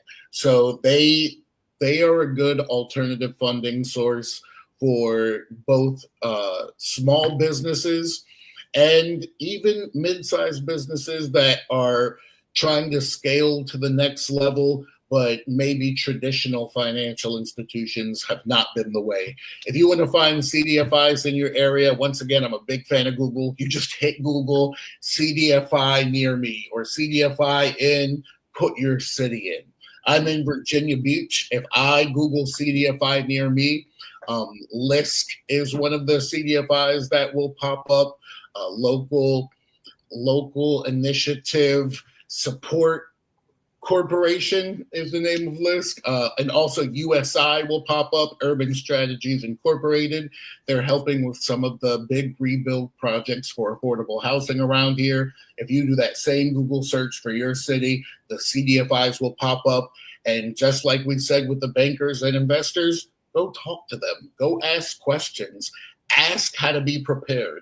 Don't let that first conversation be about you asking for money. Let that first conversation be about how do I prepare to come ask for money later. Fantastic. So what financial documents should every business have prepared before they seek funding? Okay, so this is also a big one. We deal with this a lot in the accelerator I run, B-Force Accelerator. So number one, every single business listening right now should have some financial management system. Even if you're not using QuickBooks for your business, please use some financial management system. There are some free ones that are available out there to you. If you Google free financial management systems for business, they will pop up. So if you're doing that, then the documents that you'll want out of those, whether you're going for loan and credit or whether you're going for investment, oftentimes these funders are going to ask for profit and loss document. profit and loss document. A bank will traditionally ask for 2 or 3 years of historic profit and loss document. That's just a document showing how much money your business spent, how much money your business made.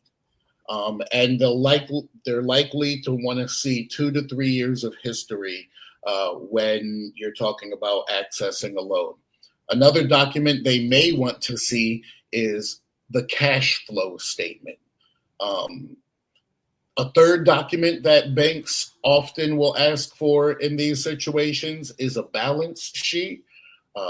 And I believe investors are likely to ask you also for a balance sheet. A balance sheet is just showing the assets of your company, the liabilities of your company, just giving a snapshot of what the balance is in your company, hence the name balance sheet. And although it's much more important for investors, bankers will also often ask for financial projections. Now, there's different language around this. Some people will call it financial projections. Other financiers will call it financial forecasting. Some accountants might call it pro forma financials. Pro forma is just a Latin term that means in the form of. But all that it means is rather than looking in the past of your financials, we're going to be looking at your future financials. What do we plan to make this year? What do we plan to spend this year? What that looks like 2, 3, 5 years out. In order to graduate B-Force Accelerator, our business owners have to create 5-year financial projections because after countless interviews with bankers in the Hampton Roads area, that's the number that we figured out that most of the banks were looking for. So real quick, profit and loss, cash flow statement, balance sheet, 5-year financial projections. Thank you so much. Now, is it important or why is it important to have a clear exit strategy when pitching to investors? So it's important to have a clear exit strategy when pitching to investors, not because you necessarily have to sell your company. You don't have to sell your company. I know a lot of founders get into this game to grow a company and maybe pass it on down to their next generation, or to make sure that the person running it next came up under them and learned the system correctly, and they just want to see this thing go forever. However, investors want to know that you have a plan to continue growing the value of your company. So if you're growing it like you were going to sell it, if you're growing it to increase the value, like the mindset of someone who is going to cash out, then that's really what they're looking for. They want to make sure that you have the mindset of an exit strategy, that you're growing the value of the business like someone who wants to retire. So even if you don't want to retire, and even if you don't want to sell the business, they want to make sure that your growth strategy is developed in that mindset, which is why it's important for every founder, even if you don't plan on selling the company, to have a plan to sell the company. Okay. So what were some of the biggest challenges you faced when pitching investors? I faced plenty of challenges when pitching investors. Number one, there was a language barrier, right? We were dealing with the neuroscience of music enjoyment. Investors are not always experts in music, and investors are rarely experts in neuroscience. Mm-hmm. So not only am I having to explain this software that is founded on some of these neuroscientific principles that lead to dopamine reactions in the brain, but I also have to make enough sense to them so that they can see a practical business strategy in that, so that they can see how in 5 years their investment is going to 2x, 3x, 4x. So there was that language barrier there.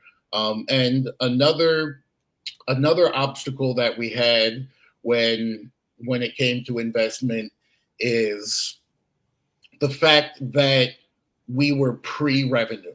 And a lot of tech startups are pre-revenue when they're pitching investors because you only have the minimum viable product or because you have some type of intellectual property that you think is going to be valuable but hasn't launched to the market yet. So I really had to sell them on the vision. I had to make them see something that only exists in the minds of our founders and the folks that were working close with us, the engineers. That same shared vision that we had, it only exists in your head. And the art is to make the thing that is so clear to you that only exists in your head, make it exist in the head of someone who has the capital to make it happen. Thank you. This is some great information. And Brian, before we run out of time, please tell people how they can contact you. Please give us your information. Yeah, absolutely. So I can be contacted via email. You can contact me at Brian, BRIAN .Owens, OWENS @blackbrand.biz. That's the organization that I have the honor of running the accelerator with. And I can always be contacted on LinkedIn, Brian Owens, BRIANOWENS. Facebook, same thing, Brian Owens. And I'll even, if anyone wants to shoot me a text, my number is 757-782-7967. Thank you so much, Brian. It was a pleasure having you. I wish we had more time so we can get in really deep into it. Please come back and visit us again. Yeah, absolutely. Thank you for having me. It's been great. Thank you. Remember, guys, genius is coming, and I'll see you on the other side. See you on the other side. The Black Business Expo's mission is to raise funds for high school seniors going to college or K-12 entrepreneurs. This is a fundraising for students. You may go to www.blackbusinessexpousa.com to donate to the scholarship fund, or use the Cash App on the screen below. That's the $BBXUSA.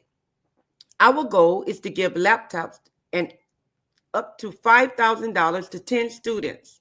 Students can register online at www.blackbusinessexpousa.com. Remember, every dollar counts. So we want to remind you to donate to the scholarship fund. We also want to take this time out to thank our sponsors. That's NC 100, Sway Soul, Carolina, Virginia Minority Supplier Development Council, Step Management, Margie McLean Foundation, Genius is Common, Executive Women's Success Institute, The Quality Coaching Company, Superwoman Business Services, Creative Force Studios, Lee Entertainment, Black Business Olympic, Artistic App Design, Banks Law Firm, and the Black Business Expo USA. Thank you so much for joining us. Remember, genius is coming, and I'll see you on the other side.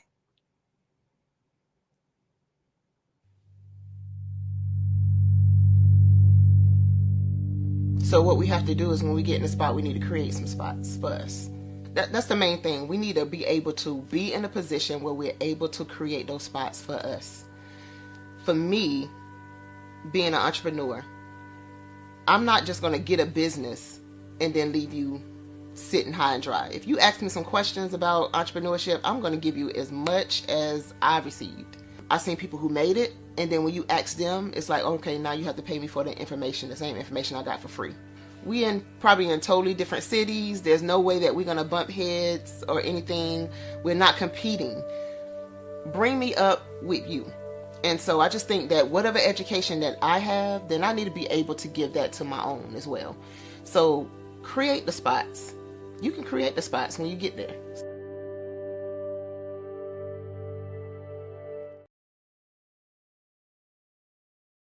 Hey, it's your girl Colette V. Smith. The V is for victory. My mama would tell you the V is for Veronica, but it's Colette V. Smith. The NFL's first African-American woman to coach in the history of the National Football League by way of being the first female in 2017 to coach in New York Jets franchise history. Today, I'm the founder of Believe in You Incorporated. Believe in You Incorporated.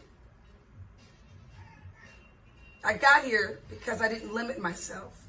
I started thinking freely, living life freely. Don't limit yourself. Unleash your power, the power that God created you to be and to have. I got here because I didn't just follow a path. I created my own. You can do the same thing. You know why I know this? Because genius is common.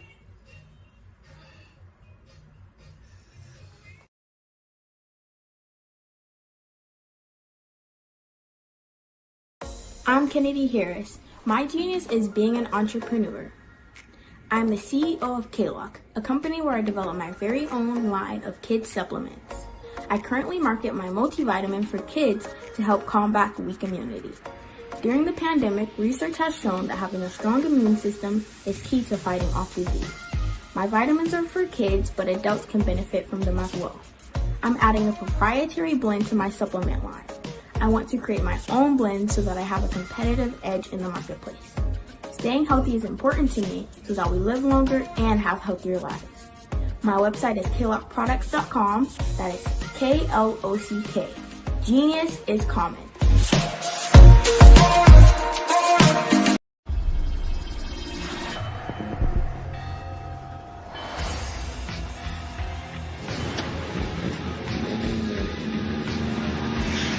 La connexion BU.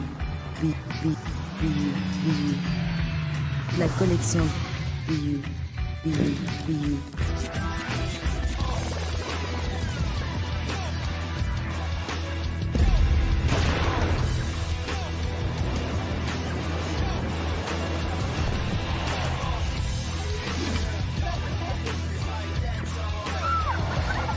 In a world obsessed with the cult of celebrity,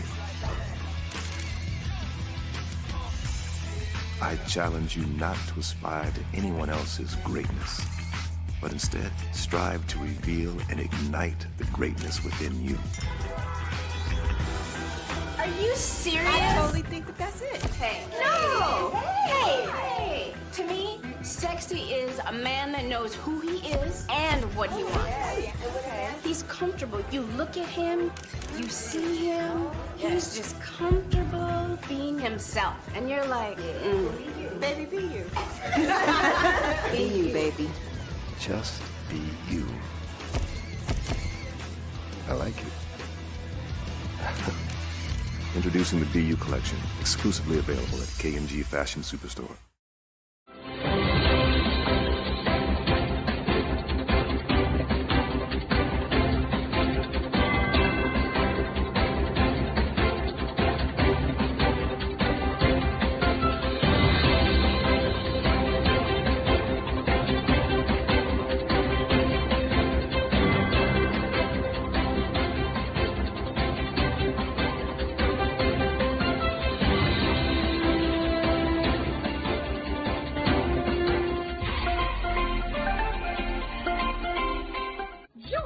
Dr. Eric Kelly III and a host of phenomenal speakers from all around the globe for this 7-day virtual event that you don't want to miss. The mission of the Black Business Expo is to raise scholarship money from kids all the way from high school all the way from college. The Black Business Olympics is one of the largest Black business showcases in the world. It is an opportunity for businesses and companies to showcase their businesses globally. We are going to be giving away laptops up to $5,000 away to students. Again, I'm Olivia Appleberry, the founder of 2 Cents Finance and one of the speakers for the expo. I am so excited to see you there. For more info, go to www.blackbusinessexpousa.com or call 919-308-9090 and hope to see you there. I am Black Business. From the moment I wake until the time I sleep. Yes, I am Black Business. I am Black Business. Tell me, Are you Black business? I am Black business. Do you support Black businesses? Listen, I support Black business because I am Black business. Black Business Expo, one of the largest business showcases in the history of Black business in the world. The world! Sign up today at www.blackbusinessexpousa.com or call 919-308-9090. I am Black business. I am Black business. From the moment I wake until the time I sleep, I am Black business. I am Black business. Are you Black business? I am Black business. Do you support Black businesses? I support Black business because I am Black business. Black Business Expo, one of the largest business showcases in the history of Black America in North Carolina. Join Dr. Eric Kelly III and a host of phenomenal speakers from all around the globe for this 7-day virtual event that you don't want to miss. The mission of the Black Business Expo is to raise scholarship money from kids all the way from high school all the way from college. The Black Business Olympics is one of the largest Black business showcases in the world. It is an opportunity for businesses and companies to showcase their businesses globally. We are going to be giving away laptops up to $5,000 away to students. Again, I'm Olivia Appleberry, the founder of 2 Cents Finance and one of the speakers for the expo. I am so excited to see you there. For more info, go to www.blackbusinessexpousa.com or call 919-308-9090 and hope to see you there. I am Black business. From the moment I wake until the time I sleep. Yes, I am Black business.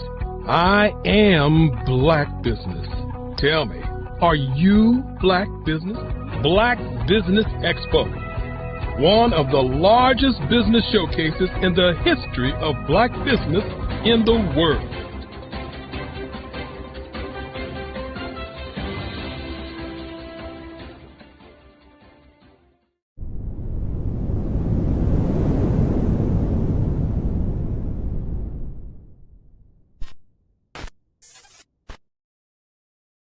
The Black Business Expo's mission is to raise funds for high school seniors going to college or K-12 entrepreneurs.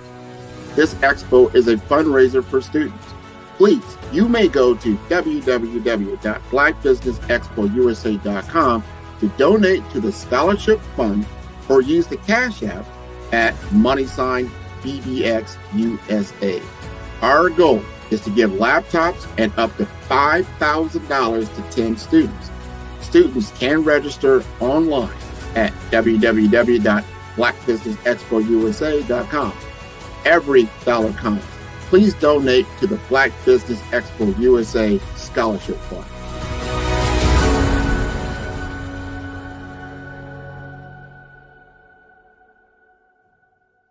Welcome to Intentionality with Dominique, the show that helps business owners become valued and in-demand suppliers in the marketplace to scale their businesses.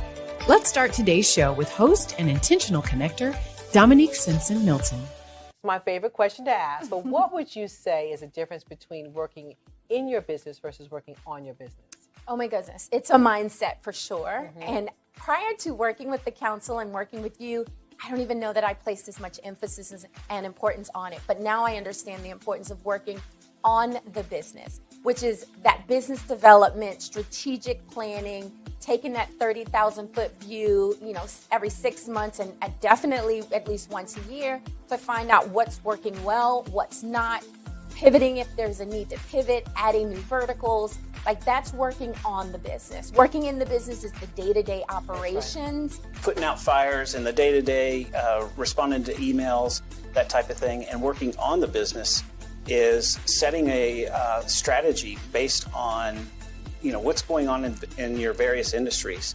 What are the trends, and making sure that you are doing the steps to stay in front of those trends. As you grow and as you evolve, I'd say there are a couple of things to that. One is, if you are in the weeds every single day, and quite frankly, when you start a business, there's not a lot of, it's hard not to be, right? Because you're probably small when you start. There are probably not enough resources for the things that you have to do. That's normal. But as you grow and as you evolve, you start to understand that if your view is here, then you cannot gain the perspective to see all of the interrelationships and all of the opportunities and all of the strategic maneuvers that you should be doing in order to take grow your business in step functions as opposed to incremental. Well, working in the business is doing everything. You wear all the many hats. Working on the business is finding out what hat you like and then being able to put in processes, systems, people that will help complement your skills. Chasing the dollars, trying to make sure payroll is done. You have enough work to cover payroll and $2 or $3 in your pocket. The next thing you know, year after year, you're in a rat race. You never been trained to develop your business or to take it to another level. As long as I can focus on where we are going, because no one else is doing that in the company except for me. So if I can see, here's where we're going, and I need all 10 of y'all to come with me, then if we all do that together, then the business grows because everyone is focused on the thing they're supposed to be focused on. I love that. Yeah. I think for a lot of business owners, particularly when you're just getting started, you're wearing multiple hats. I tell people all the time, I was always letter E, all of the above, when we used to fill in those multiple choice tests. And even now I still do a lot, but what is really great is that right now I'm in Richmond. My team back in Raleigh is handling everything. I don't have to pick up the phone. I don't have to check that email because I know that they can take on whatever is being thrown at them. Take time to slow down in order to speed up. Invest in CVM SDC developmental programs each year to grow your business. Working in equals maintaining. Working on equals growth. Visit cvmsdc.org for more information on our development programs. Email us at info@cvmsdc.org.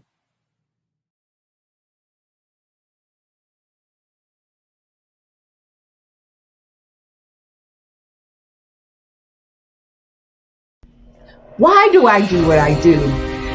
My life coach asked me that a few years ago. And she said, Tony, what's your why? And I told her, and she said, girl, you've already accomplished that. Perhaps you need a new why. Hi, Tony Harris, Amy Hoydu with Say It Said Marketing, one of your students. And just wanted to say thank you, Tony Harris, for spending so much time with me and giving me that boost in my business that I so drastically needed.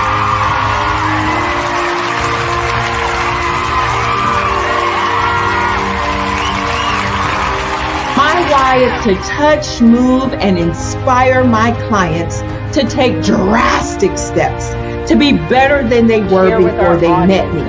I'm a resource. I'm a connector. I want to help people build deeper relationships that are beneficial to their life and business. That's what I do best. So, first thing you got to do is show up. And speaking is a way to magnetically attract your ideal client to you. How many of you use social media that way? Absolutely, and this is how you look to the world. Drastic steps are the steps that are needed to be successful. And my business is drastic denotes a mindset. Getting out of your comfort zone. Doing something that you don't necessarily feel comfortable doing, want to do, but you know it's a necessary step to be successful in your business. I get the most satisfaction when I see my connections flourishing into relationships long after I am gone. Hi, my name is Jasmine Augustine with Media Jasmine, and I've joined several networking and referral groups in the area. And Network in Action Northeast Houston with Tony Harris Taylor is one of the best organizations. I love that piece of what I do, and it is what fuels my fire.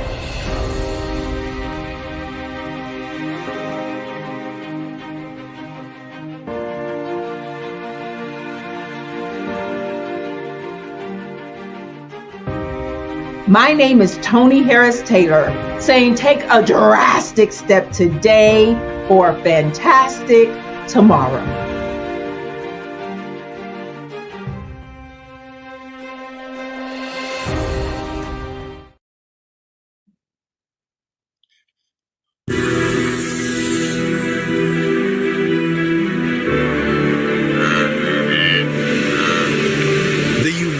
Republic of Tanzania, the land of the Kilimanjaro, the Serengeti and Zanzibar, is strategically located as a gateway to East Africa and the African Great Lakes region. A rising star, Tanzania is a middle-income country that has averaged 7% economic growth over the last decade. It has a population of about 60 million, the majority of whom are young and economically active, and part of a rapidly growing middle class. Accessible through the Indian Ocean, Tanzania connects to 6 landlocked countries. It also offers access to a sizable market of about 177 million people in the East African community and 350 million people in the SADC region. Welcome to Tanzania, the land of opportunities.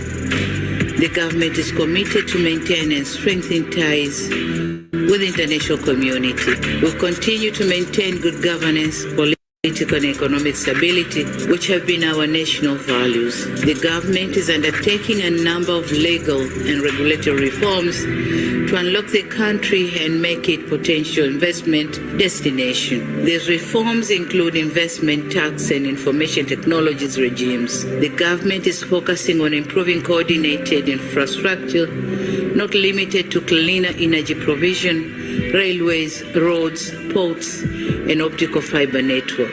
All this will add to the improvement of investment environment.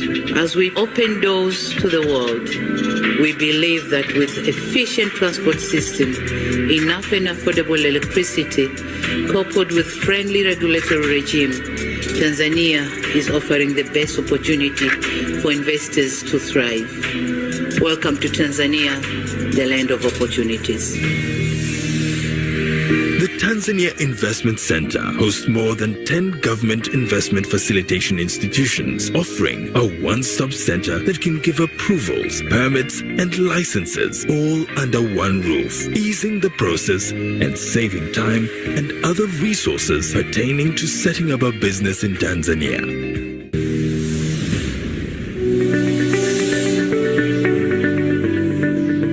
Agriculture is the mainstay of Tanzania's economy. There are over 44 million hectares of arable land, and only 33% of them are under cultivation. Some of the potential areas to invest in include sugarcane plantations, cotton, coffee, tea, cashew nut and grape farming, horticulture farms, sisal plantations, wheat plantations, as well as bean and cassava farms. One can also invest in the processing of these crops for export. Tanzania is the second largest livestock producer in Africa, but only 1% of the livestock is processed into value added. About 70% of the high-end value-added meat products are imported.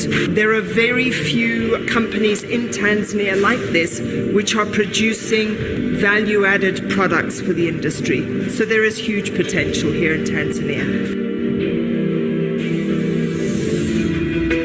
The The manufacturing sector is in its infancy stage, with few exploited areas, whereby unprocessed agricultural commodities have dominated major exports. Tanzania's Vision 2025 envisages an industrialized economy powered by the manufacturing sector, and as such, opens up the country to potential investment, particularly in the area of textile and apparel, sugar, leather, edible oils, heavy industries, pharmaceuticals, tile manufacturing, cable, and plastic manufacturing. A 1,424-kilometer-long coastline, including 3 large lakes, presents a virtually untapped opportunity in fishing. Opportunities lie in deep-sea fishing, fish farming, fish processing, and supply of fishing gear, just to name a few.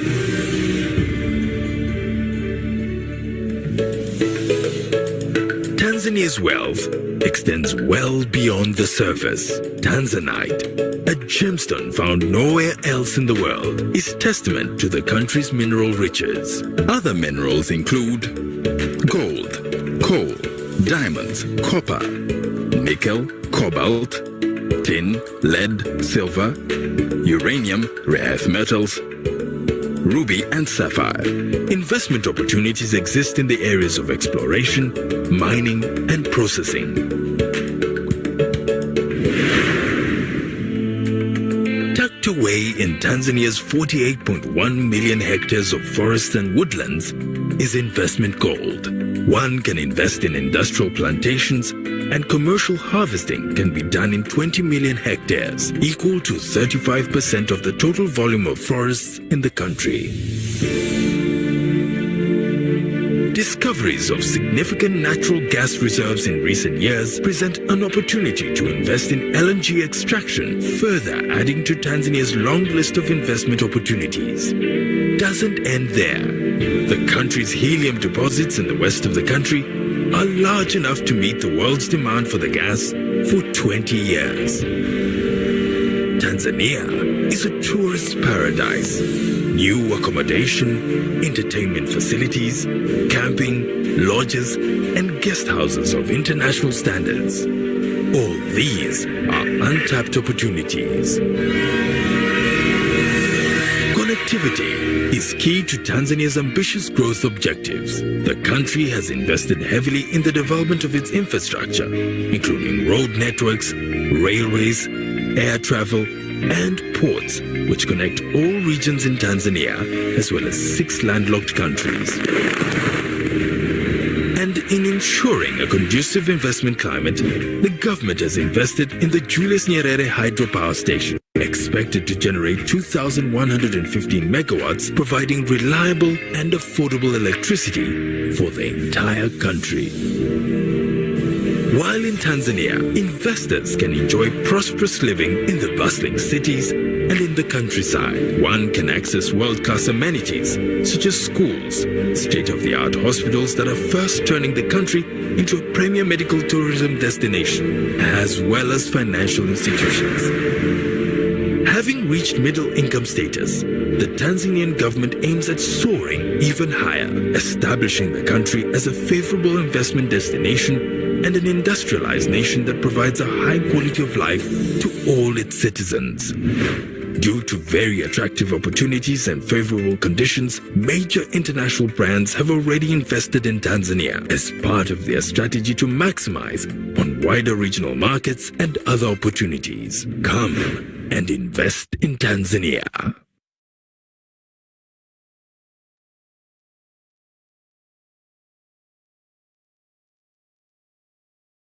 Good morning, everyone. Hope you can hear me okay. I look like I'm frozen.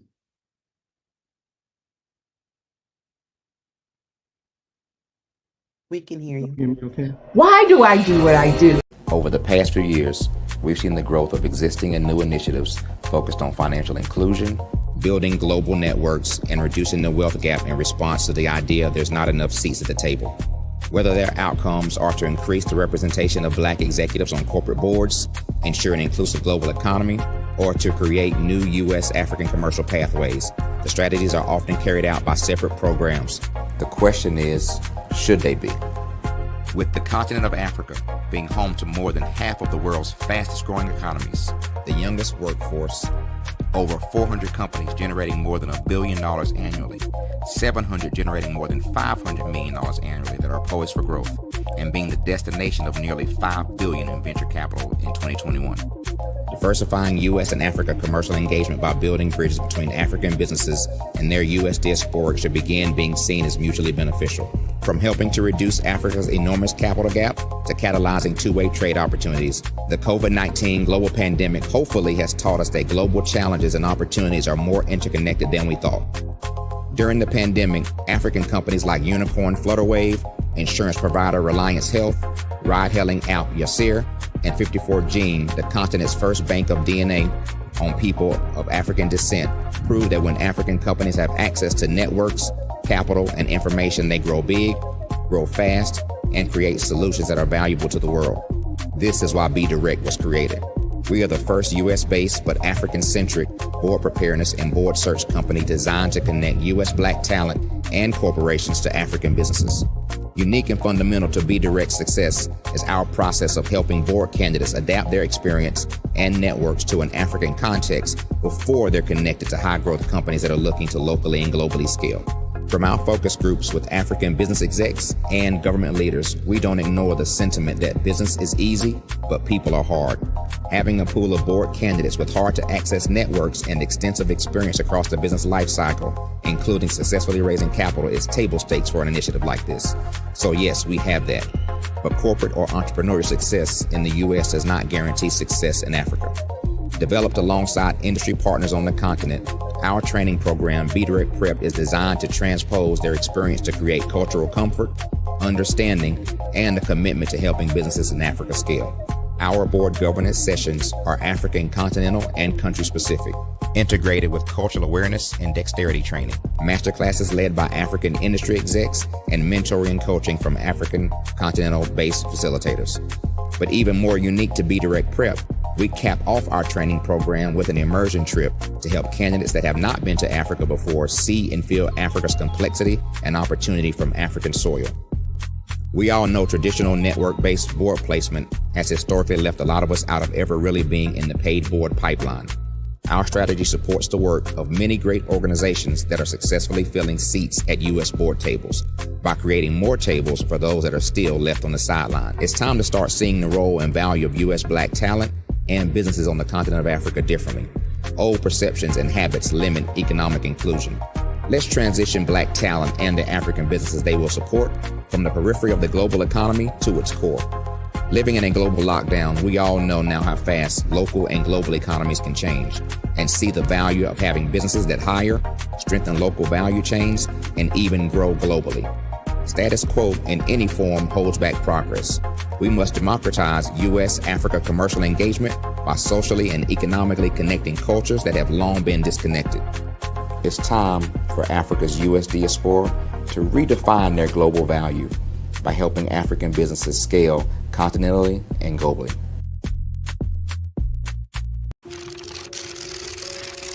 Bravery is not the absence of fear, but the ability to overcome it.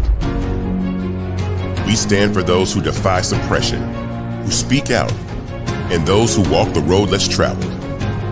Everyone deserves to be seen and their voices to be heard. We're sparking a movement, growing a community of creators united by the desire for freedom, choice, equity, and ownership. At Fanbase, it's all for one and one for all. We support each other to guide, promote, and uplift you in a place where you can unapologetically be yourself. A place where your voice, ideas, and creativity are not just welcomed, but celebrated.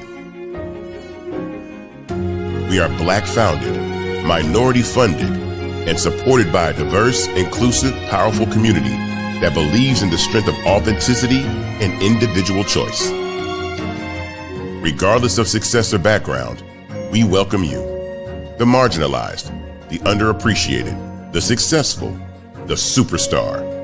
We're for all who seek a space to express themselves freely, where they are rewarded for being their authentic, true self.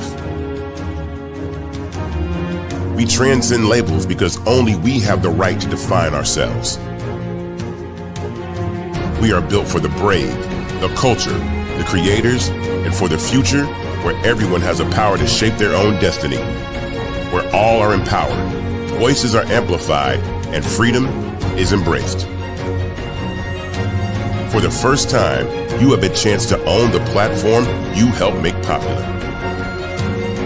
It's a revolution, a movement in how we connect, create, and share. Everyone is a creator, and everyone has a fan base. Here, you can be you without limits.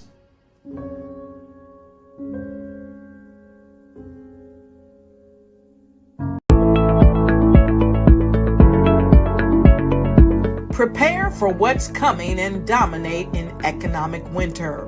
Stand strong and thrive by showcasing your great products and services globally through the Black Business Network and Black Business Olympics. The Black Business Network has showcased over 2,000 companies with over $7 billion in sales each year. Over 10 million attendees have viewed the rebroadcast each month. Through the Black Business Olympics, unique styles of business training and mentoring are turning students into business owners and entrepreneurial warriors who will dominate in any economy.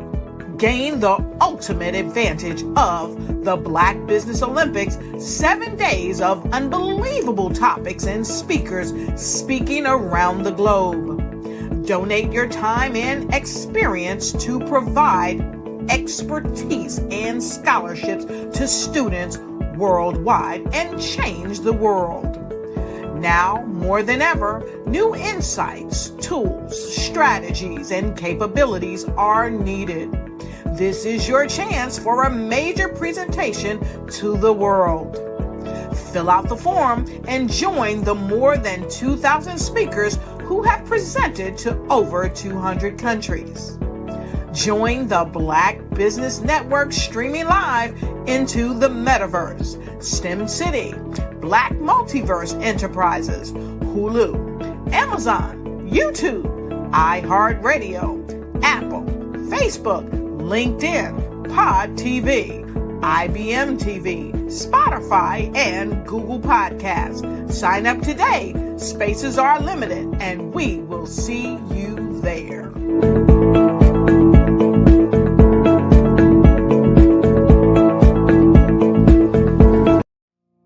Did you know that approximately 333.34 million businesses exist today, according to a report from 2021?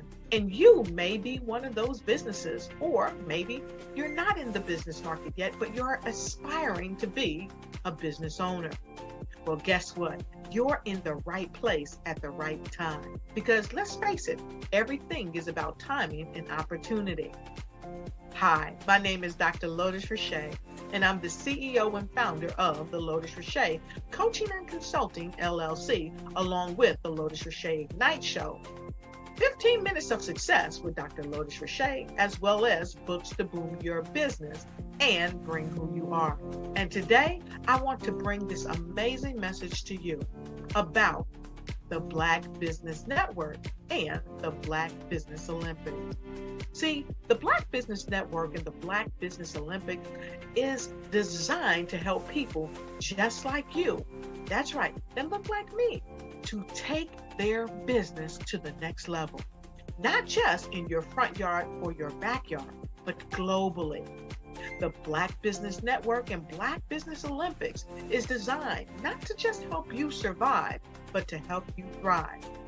So join us today as we come together with businesses all around the world to support our students, our children, our young teens, our young entrepreneurs. What we do is we come together to help raise funds for students who are aspiring to be business entrepreneurs, who are aspiring and who are thriving in college.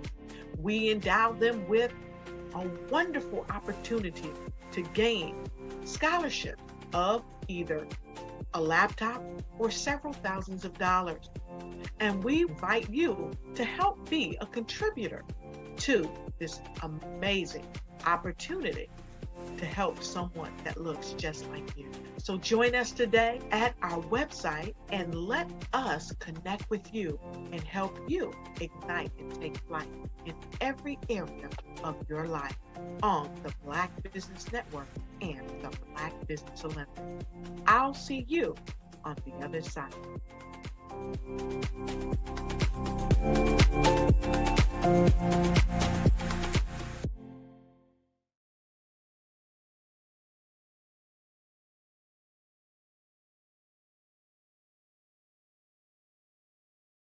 The Black Business Expo's mission is to raise funds for high school seniors going to college or K-12 entrepreneurs. This expo is a fundraiser for students. Please, you may go to www.blackbusinessexpousa.com to donate to the scholarship fund or use the Cash App at $BBXUSA. Our goal is to give laptops and up to $5,000 to 10 students. Students can register online at www.blackbusinessexpousa.com. Every dollar counts. Please donate to the Black Business Expo USA Scholarship Fund.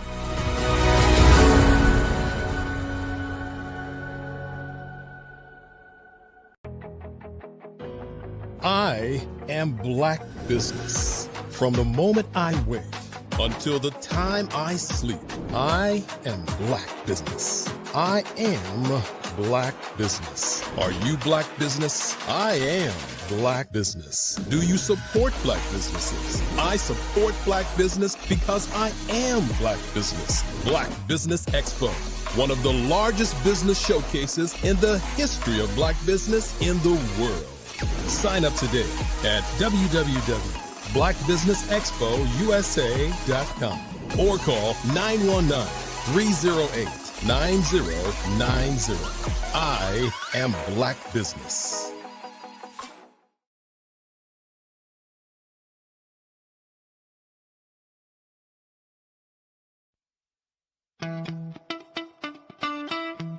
How many times have you been asked to help someone you didn't even know, a student, a business entrepreneur? Or did you ever even ask, where did they end up? That business, that friend, that entrepreneur. Well, just maybe they ended up in a gang, bankrupt, homeless, or worse, dead. Maybe they turned to crime, drugs, and alcohol. Did you ever wonder? Did you destroy their dream, or was your life always so easy? At the Black Business Olympics, we started a movement to help students complete. Give them hope and foster success. Help them to leave their dreams of providing laptops, computers, and up to $5,000 in scholarship funds. Today, we ask you to help a student, a business owner, or an entrepreneur to realize their dreams by sponsoring them, supporting them, and buying from them. Consider this. With $1.6 trillion in our Black community, we only ask for a small donation for our students, our businesses, and our entrepreneurs. And you can change a life today. So I ask you, what are you going to do? Sit on the sidelines and watch our students in high school be leaders, miss out on their dream from lack of resources? Or are you going to donate to the movement and change their future and yours as well? Give us a call today at 919-308-9090. Change their life by investing with action to the Black Business Olympic Fund. The Black Business Olympics, one of the largest business showcases of Black business in the history of the world.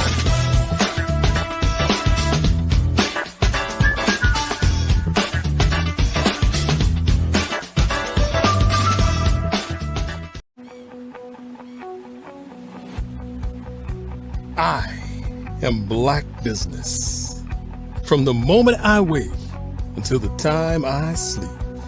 Yes, I am Black Business. I am Black Business. Tell me, are you Black Business? I am Black Business. Do you support Black businesses? Listen, I support Black business because I am Black Business.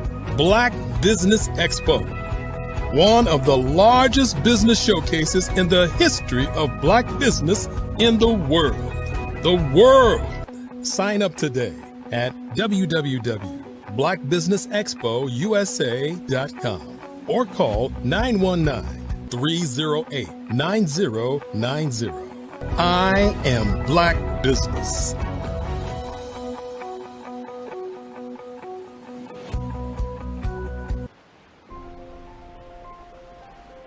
What if you could build your own city? A place where every child can find nurturing people to help them achieve their full potential. A place where every adult can access job training support, where health education is abundant, where social justice ruled the land. A place without limitations. Welcome. You have arrived at STEM City USA. It is what every city should be. A safe and trusted community where you find people and resources to help you become everything you are and beyond. STEM City is unlike anything you have ever experienced. It is a digital twin of the world around you, only better. STEM City is about energy and soul renewal. It is more than a digital world. You can almost feel the power of live cultural events, music, and theater. STEM City promises a better future for children with caring mentors and hands-on activities with dedicated tutors to support our youth. STEM City is your passport to a healthy lifestyle with weekly events addressing our community's many issues. STEM City is your financial well-being with helpful information on wealth management, career advancement, job training, and so much more. STEM City is the community you deserve. It is the city where your dreams can come true. STEM City USA, a place in the sky that is accessible to all who reach for the stars.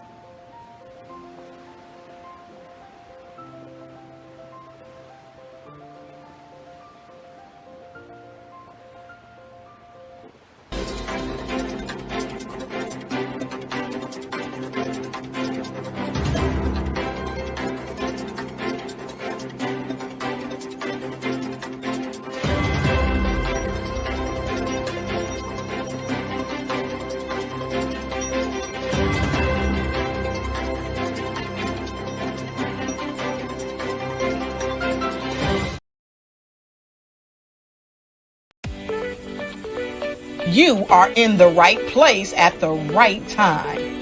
The Black Business Network opens again for its Black Business Olympics, a 24/7 broadcast on business, strategies, global branding, social media marketing, finance, advertisement, and much, much more. Featuring the top, most powerful entrepreneurs and speakers and thought leaders from all around the world as they gather together for this phenomenal event. Join the Black Business Network streaming live into the metaverse, STEM City USA, Black Multiverse, Pod TV, Roku, Hulu, iHeartRadio, Apple TV, YouTube, TikTok, Instagram, Google Podcasts, Facebook, LinkedIn, IBM TV, Spotify, and Twitch. Tune in today and be a part of this amazing movement. The Black Business Olympics welcomes you.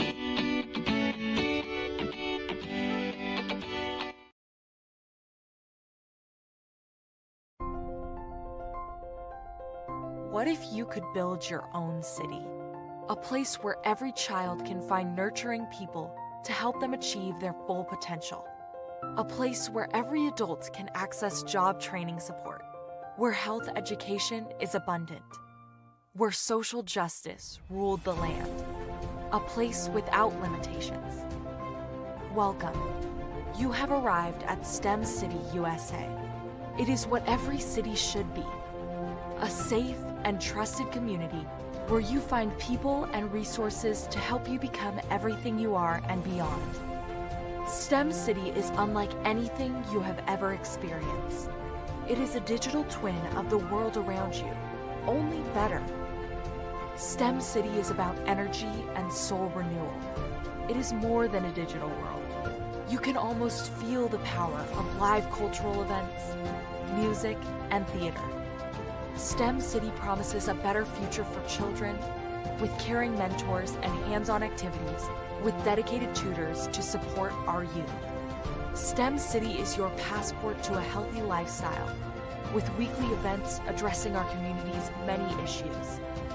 STEM City is your financial well-being with helpful information on wealth management, career advancement, job training, and so much more.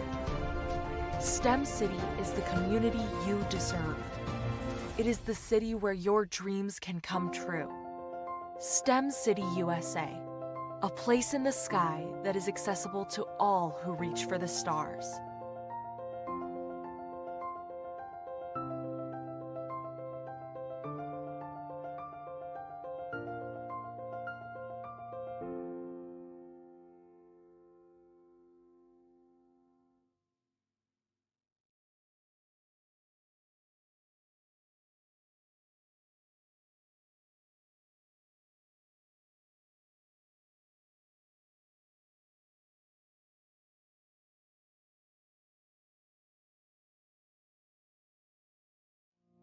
Did you know that approximately 333.34 million businesses exist today, according to a report from 2021?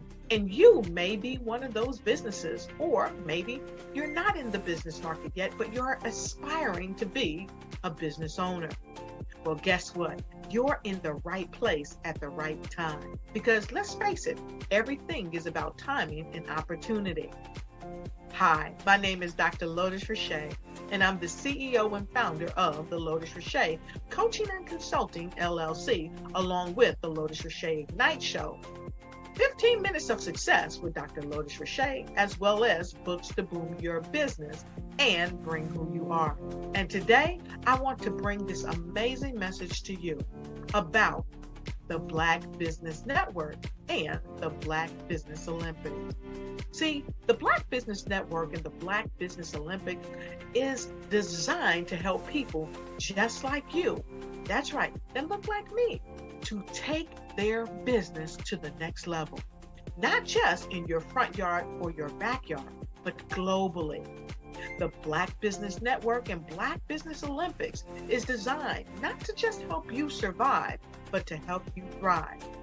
So join us today as we come together with businesses all around the world to support our students, our children, our young teens, our young entrepreneurs. What we do is we come together to help raise funds for students who are aspiring to be business entrepreneurs, who are aspiring and who are thriving in college. We endow them with a wonderful opportunity to gain scholarship of either a laptop or several thousands of dollars. And we invite you to help be a contributor to this amazing opportunity to help someone that looks just like you. So join us today at our website and let us connect with you and help you ignite and take flight in every area of your life on the Black Business Network and the Black Business Olympics. I'll see you on the other side.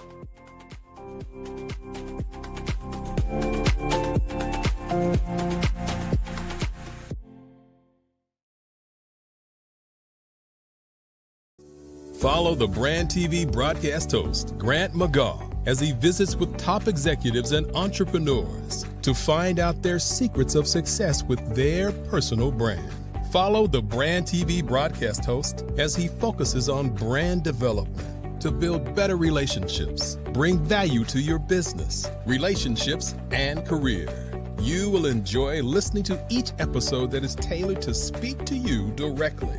If you're looking for this type of clarity in terms of building your brand, you have tuned into the right station. Each episode will help you to shape a conversation in the 5-star BDM network of 20,000 professionals and become a springboard for your corporate engagement and business opportunities. Each guest will frame their story in the areas of personal branding, business development, career development, financial empowerment, and technology innovation. Grant McGaugh explains why he is the CEO and owner of his own professional career.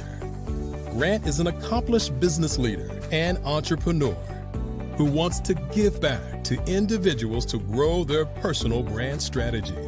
Tune in as he weaves his story about new possibilities, while to you exceed expectations. If you love storytelling, this show will make for fun.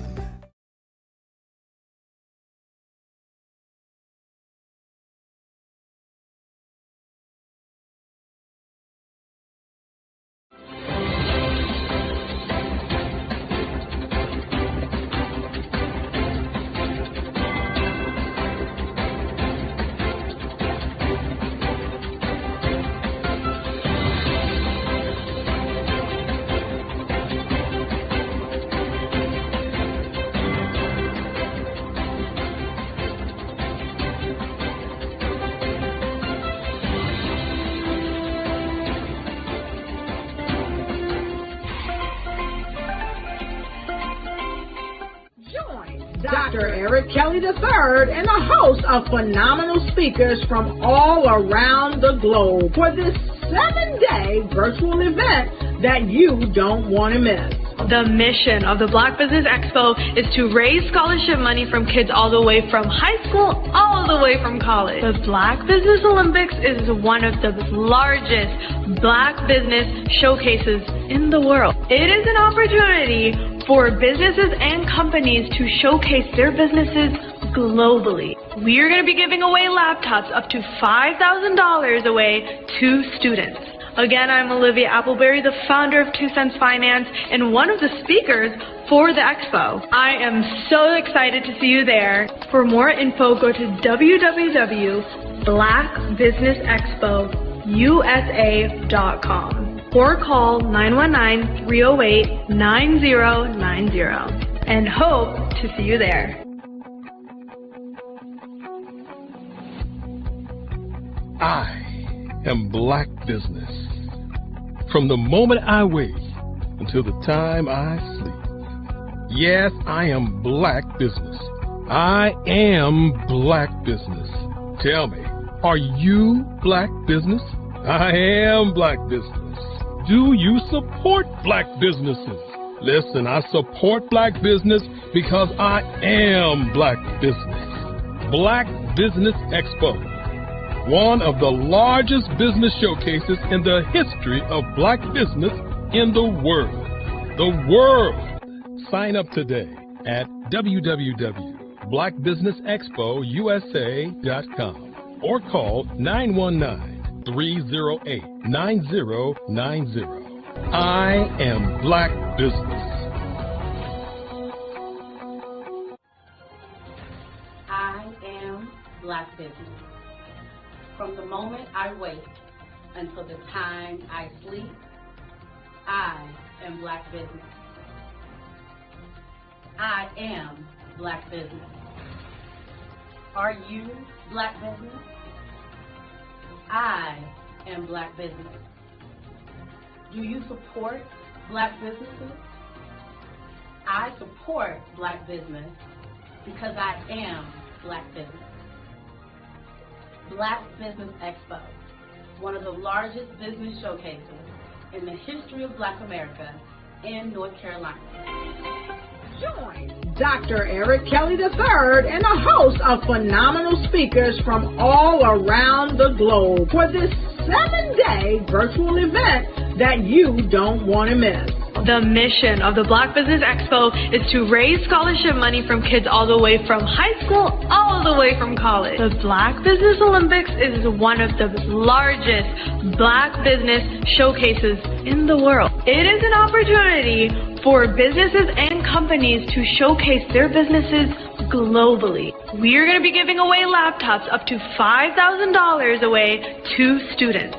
Again, I'm Olivia Appleberry, the founder of 2 Cents Finance and one of the speakers for the expo. I am so excited to see you there. For more info, go to www.blackbusinessexpousa.com or call 919-308-9090 and hope to see you there.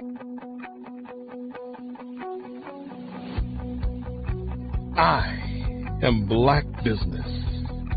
From the moment I wake until the time I sleep. Yes, I am Black Business. I am Black Business. Tell me, are you Black Business? Black Business Expo, one of the largest business showcases in the history of Black business in the world.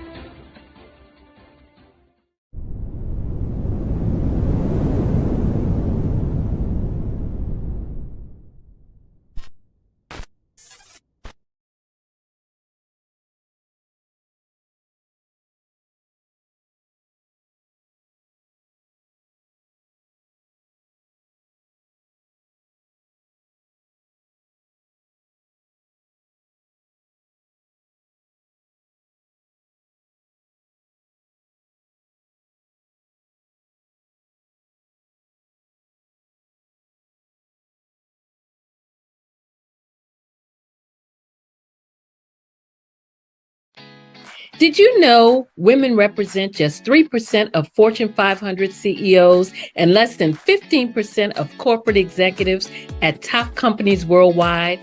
Have you wondered what the secrets are to getting into the top ranks, whether in the private or public sector? Do you want to figure out how to stop being held back in your career or passed over for promotion? Then you're in the right place. Hi, I'm Dr. Madeline Ann Lewis, President and CEO of the Executive Women's Success Institute. I have decades of experience in the military, the federal government, and corporate America, and my mission is to help women succeed and tap into their full potential. I want to reach 1 million+ women around the world to become the leaders they are meant to be. So if you want to move into a management or executive level position, or maybe you are a female veteran transitioning out of the military into business entrepreneurship, then reach out to the Executive Women's Success Institute at 301-693-3284. Let us get you on the fast track to success.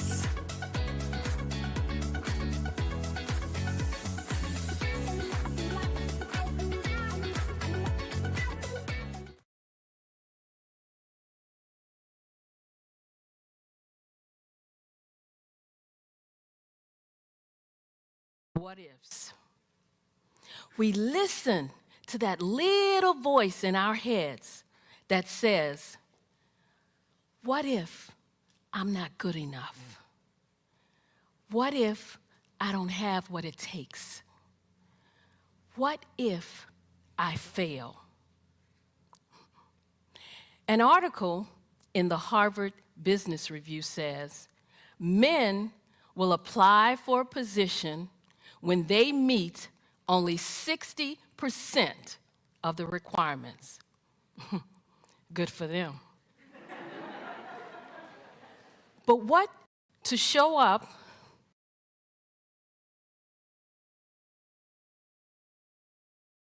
don't apply. You feel it's yours. After all, you're well qualified, but you don't apply. You feel stuck and can't move forward in your career. I've learned as a 10-year career strategist, we must learn how to show up. To show up, we will rise up. We have an amazing resource on this planet, a resource with tremendous potential. That resource is us, women. Far too many of us, when we want to rise up and advance in our careers, we hit an invisible barrier. It's called the glass ceiling. And when we do make it through the glass ceiling, chances are we're more closely scrutinized than men. As women, we face more barriers to promotions in many organizations. However, I've discovered the biggest barrier, believe it or not, is ourselves. As women, we often hold ourselves back.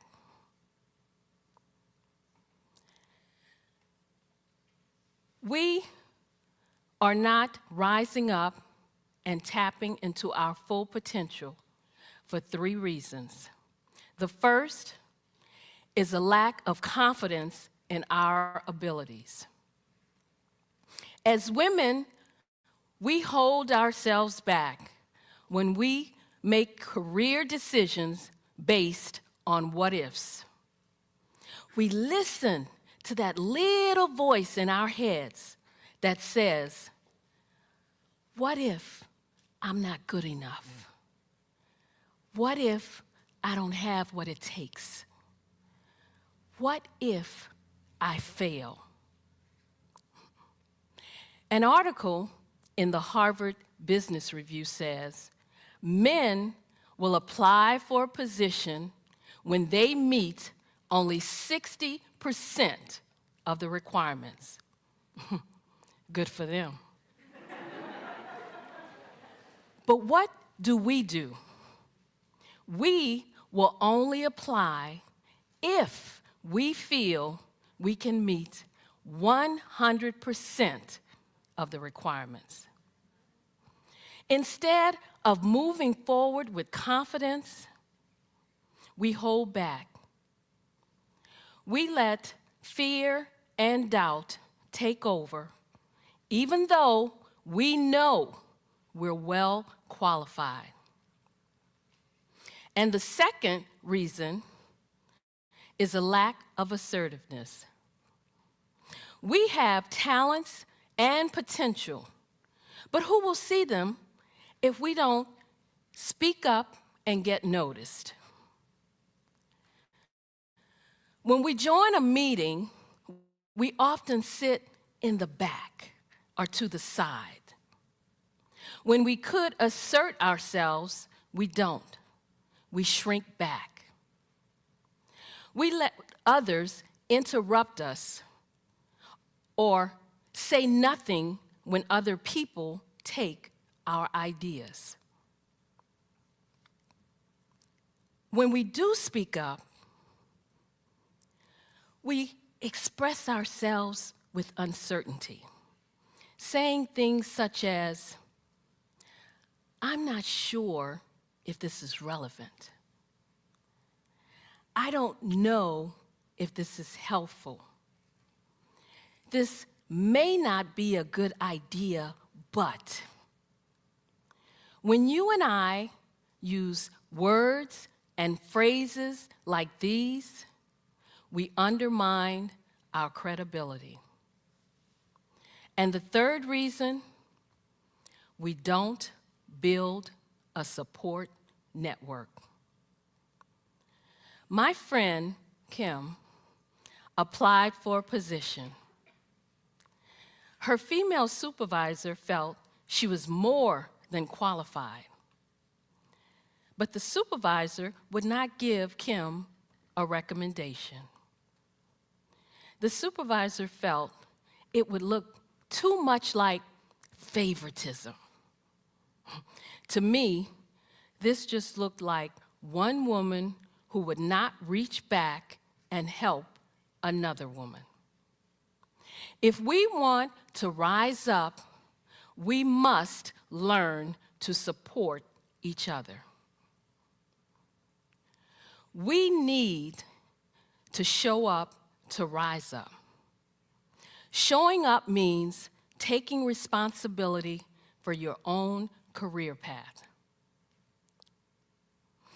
It was 2005, and I had a comfortable job as an analyst working for the US government, but I wanted more. A supervisor's position opened up, and I submitted my application.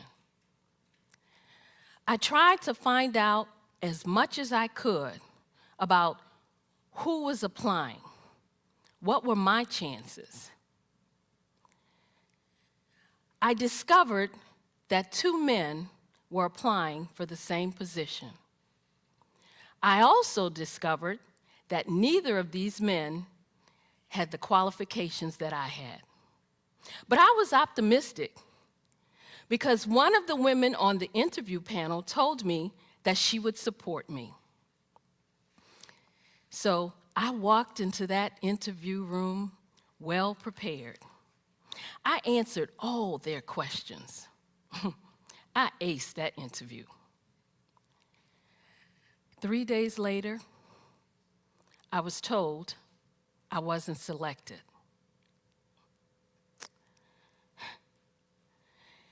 Not only did they select the least qualified one, they selected someone who didn't even belong to the organization. I was shocked. I was hurt. I was angry. I thought, how could this be? It was like a slap in my face. I deserved that job. I thought, maybe I should just look for a job somewhere else. But I was in an exercise class, and it hit me. I'm not a quitter. I have never given up. I deserve this job. I'm good at what I do. At that moment, I realized that if I wanted to rise up, I needed to show up. We need to show up to rise up. Showing up means taking responsibility for your own career path. And then it happened. The man they hired quit. And the manager asked me, the more qualified one, to step into that position. I did. I showed up and I rose up in my career. Having worked with hundreds of women over the years, I know there are 3 steps we need to take to show up. The first is to build confidence. The second is to be assertive. The third is to build a support network. When we follow this 3-step process, we will show up to rise up. When we rise up and tap into our full potential, as women, you and I will contribute more to our organizations, more to our families, and more to our communities. When we show up, to rise up, everyone wins.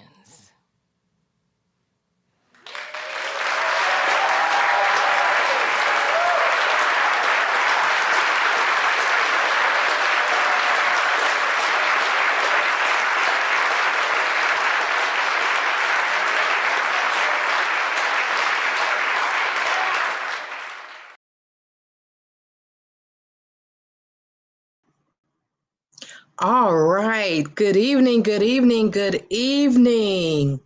My name is Nikki Curry, and I have the honor and the privilege to introduce our speaker today. Our speaker today is the one and only Dr. Madeline Lewis. Dr. Madeline Ann Lewis is President and CEO of the Executive Women's Success Institute, a 22-year retired Army veteran, international TEDx speaker, international best-selling author, as well as the author of the Amazon bestseller, Show Up to Rise, Explore the Transformative Power of Successful Mindset. Dr. Lewis is the creator of the online course, Crack the Career Code, Unlock the Amazing Power Within to Lead with Confidence, Charisma, and Credibility. I know that's amazing. She's also the host of the Success for Women radio and TV show, and she's also a career strategist, trainer, and business consultant. She helps women progress into upper management and executive level positions by providing them with a fast track yet comprehensive toolkit of the skills and abilities. She also helps female veterans transitioning from the military into business entrepreneurship. Dr. Lewis has numerous awards and accolades. She just received the prestigious 2024 Presidential Lifetime Achievement Award. She also received the International Acquisition 2024 Excellence in Business Award. And in 2023, she received the Prince George's Chamber of Commerce Excellence in Business Visionary of the Year Award. Amazing, amazing, amazing. There are many more accolades and many more awards that Dr. Madeline Lewis has received, but I want to get right to the good part of bringing her on stage. Everyone, please help me welcome the one and only Dr. Madeline Lewis. Hello, hello. How are you? I am fantastic. I am going to slide to the side and get ready to take my notes. But before I leave, I would love to say genius is common, and I will see you on the other side. Okay, thank you. Wow. Hello, hello, hello again, everyone. You know, I just have to say, because I'm such a fan of this network, I'm always, always honored when I get the opportunity to be on this platform. You know, I should ask you, did you know that this platform actually shares information about business that will help individuals to, get started? If you're on the fence about what you need to do, how you need to do it, guess what? This platform can help you get started. And the amazing part is that it's all information that you could get it in real time from individuals who have been there, done that, and they're experts in their industry. You know, I'm proud to be in the company of so many unselfish individuals from all around the globe who are so willing to share their expertise and to provide so many resources to help others grow and move forward. And all of this is on a platform that's making history. So before I get started, I just want to take a moment to thank Dr. Eric Kelly III for allowing me to be a part of this groundbreaking, history-making platform. Thank you, Dr. Kelly. Thank you for sharing this incredible vision with the world. And thank you for being a visionary, an encouragement, an inspiration, and more importantly, for always being willing to share your expertise with us. Thank you, Dr. Kelly, for producing this one of a kind platform. You know, this is a platform that's not seen anywhere else. You have brought to the world what is undoubtedly recognized as the greatest of all times. This platform is changing the lives of people and businesses worldwide. So you can take pride in knowing you are leaving a legacy that future generations will be able to look back on, learn from, and build from. So I say again, thank you, Dr. Kelly. And again, I want to say hello to all the viewers out there. I am Dr. Madeline Ann Lewis, President and CEO of the Executive Women's Success Institute. And I help women to navigate through some of the obstacles they may face when trying to reach the top rung of the career ladder. And I also help female veterans who are transitioning out of the military into entrepreneurship. I help them to focus on a positive and successful mindset. And with all of that said, let's talk about a positive and successful mindset, because I want to explore the transformative power of a positive and successful mindset. That's what we're going to talk about. I'm going to talk a little bit about something I feel is very fundamental to all of us, something at the heart of every accomplishment, every success story, and every dream ever realized. And that is our mindset. You know, one of the things Dr. Kelly is famous for saying is to truly understand mindset, we must look beyond it. We must think about the mind shift, the mind print, and the mind state. So, my question to you tonight is, what's your current state of mind? Because I want you to think on that question for a moment. In case you're wondering why I'm asking you this question, well, it's because whether you're an executive leading a team, an entrepreneur forging a new path, or a professional striving for excellence, cultivating a successful, driven mindset is key to unlocking your true potential. And you may also be wondering, what exactly does it mean to have a successful mindset? Well, guess what? You have to look at your thinking. Why is thinking so important?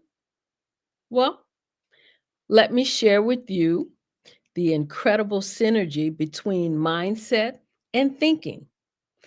These are two forces that shape not only how we see the world, but also how we navigate through it. These two elements are the architects of our lives, and when balanced, they unlock the door to limitless potential. It goes beyond simple positivity or daydreaming about goals. It's a way of approaching life with determination, resilience, and an unwavering confidence in your abilities.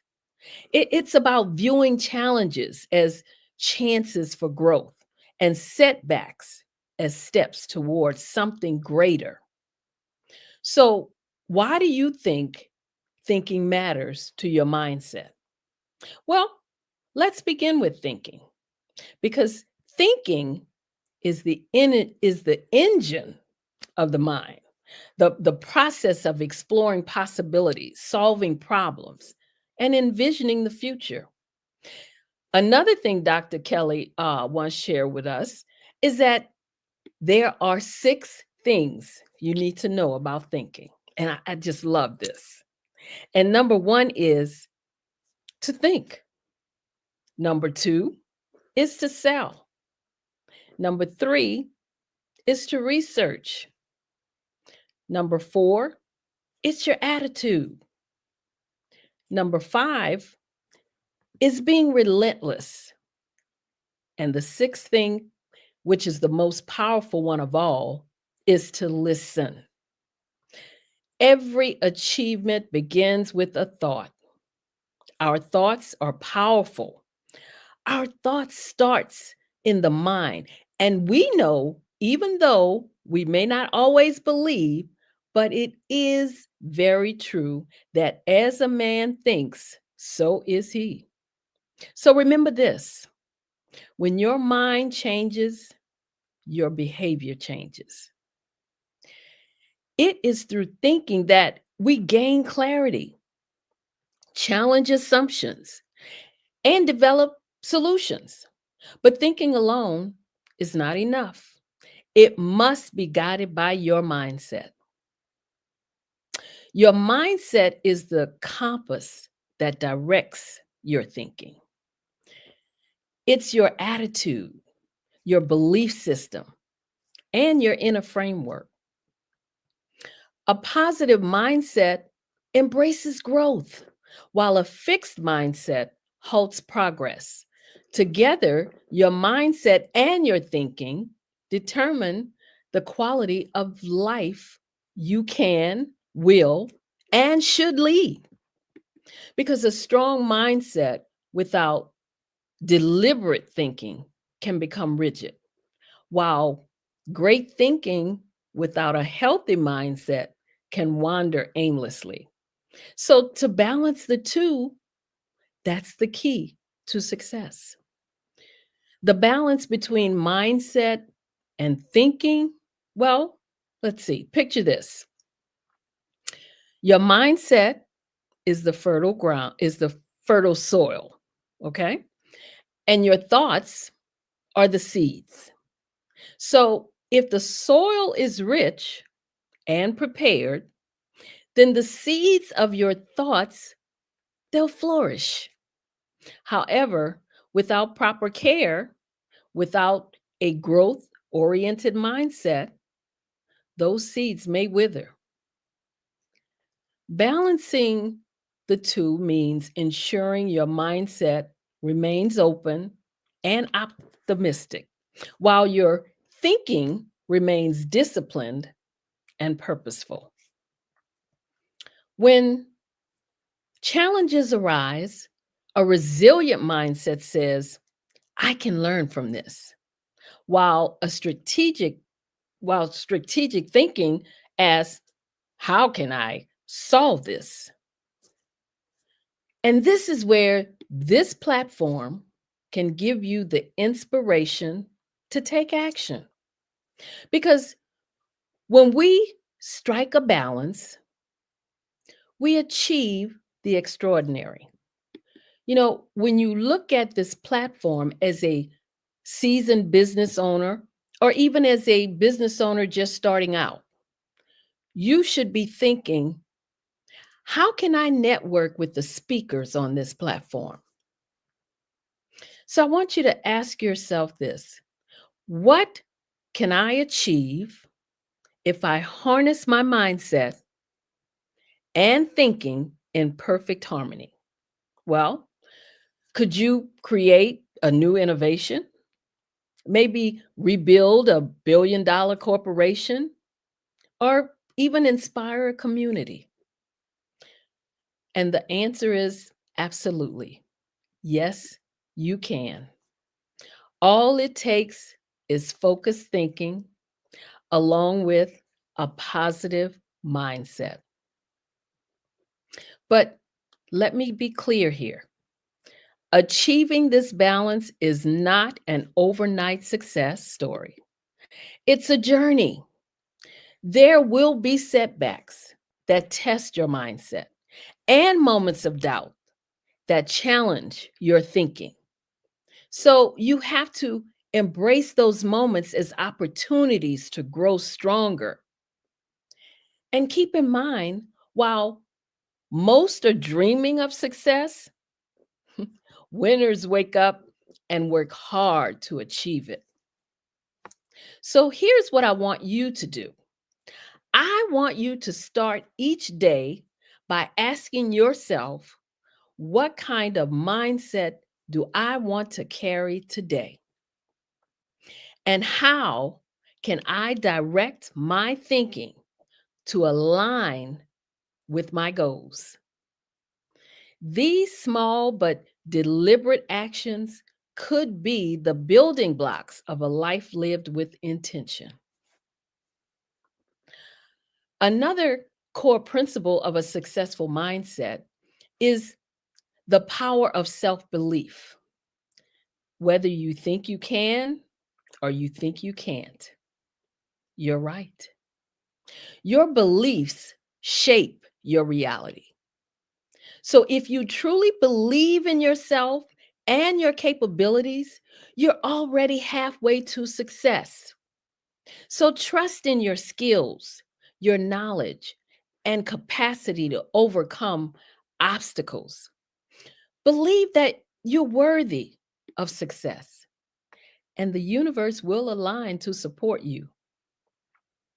However, I have to say it, self-belief alone isn't enough. A truly successful mindset also includes resilience in the face of adversity, and the path to success is rarely easy because there will be obstacles, setbacks, and as I said, moments of doubt. But your response to these challenges defines your journey.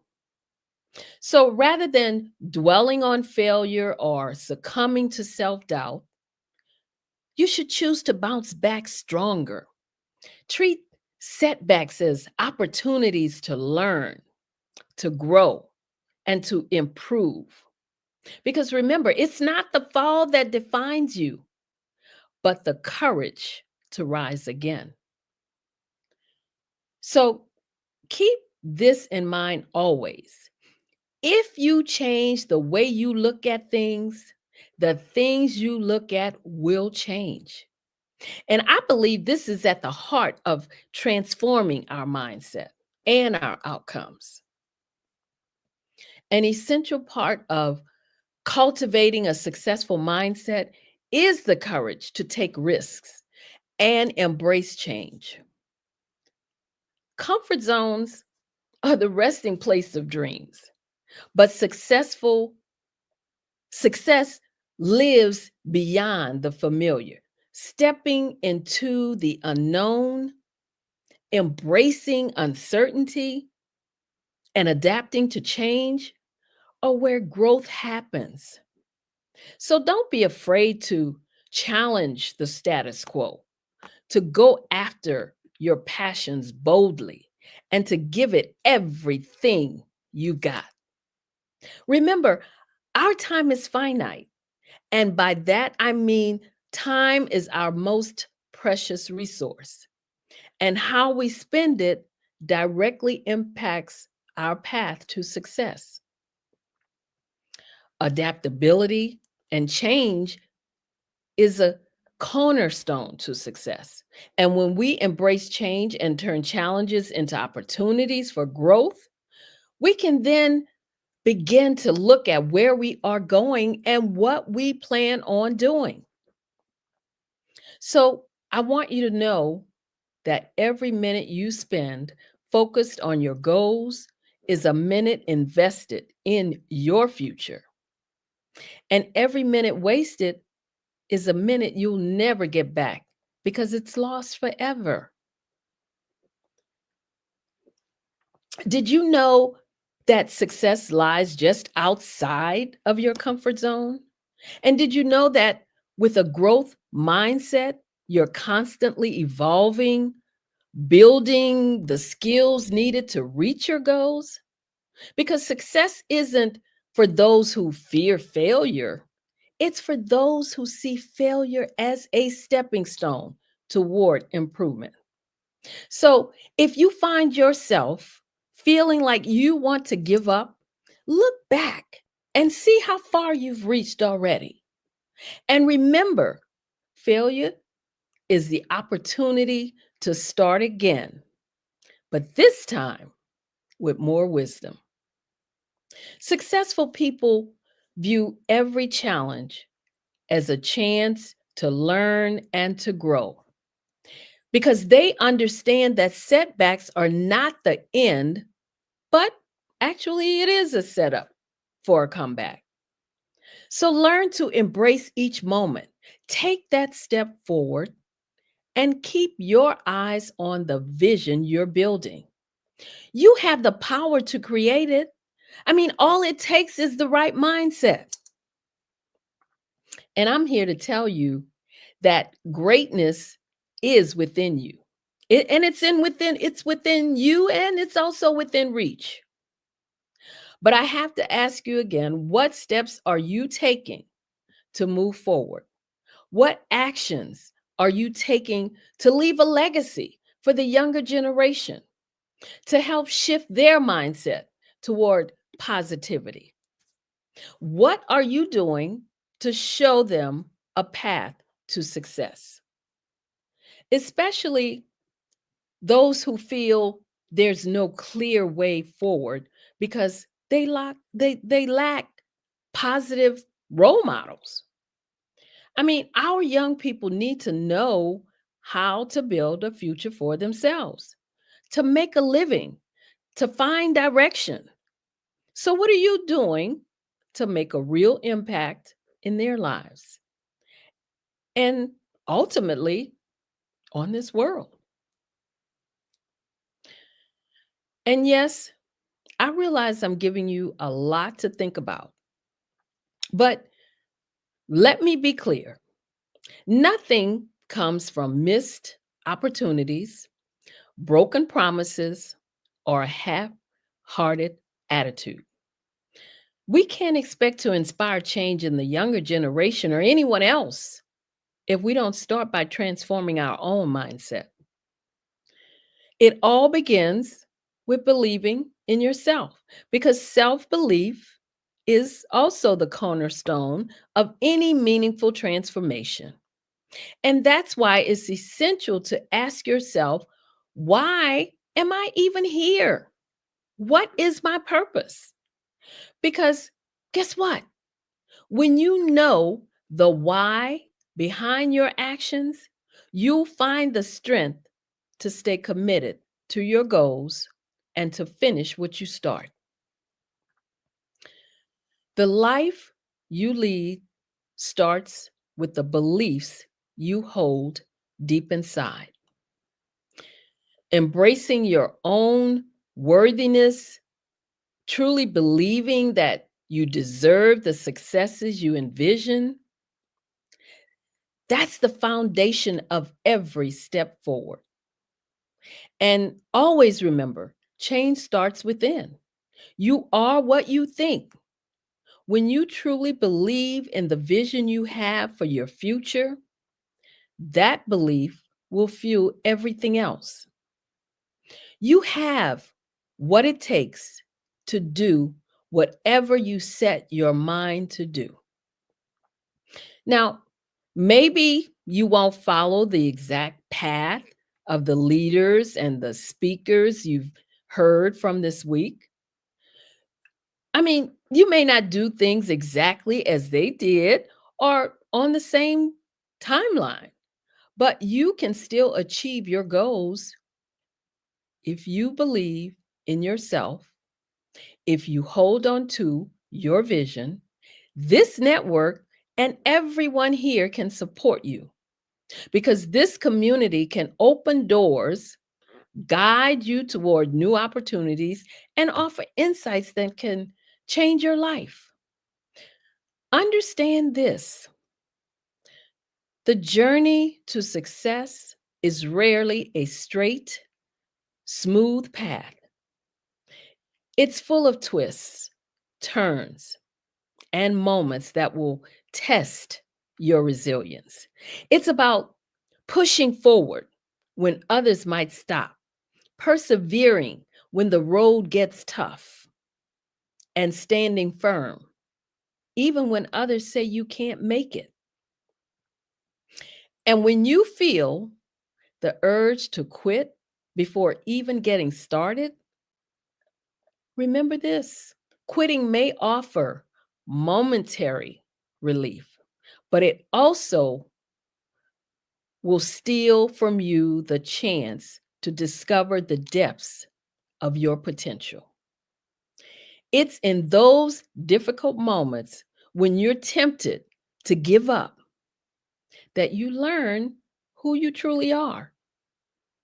Each time you push through, you're proving to yourself that you are capable of so much more than you even thought you were capable of. So let today be the day you commit fully to your journey. Believe in yourself, embrace your worthiness, and remember that success isn't just for others, it's for you too. The only thing standing between you and your dreams is the courage to believe that you can make them real. Now, I am sure you already know this, but some people succeed because they are destined to, but most people succeed because they are determined to. Determination is the fuel that keeps us moving forward, even when the path gets tough.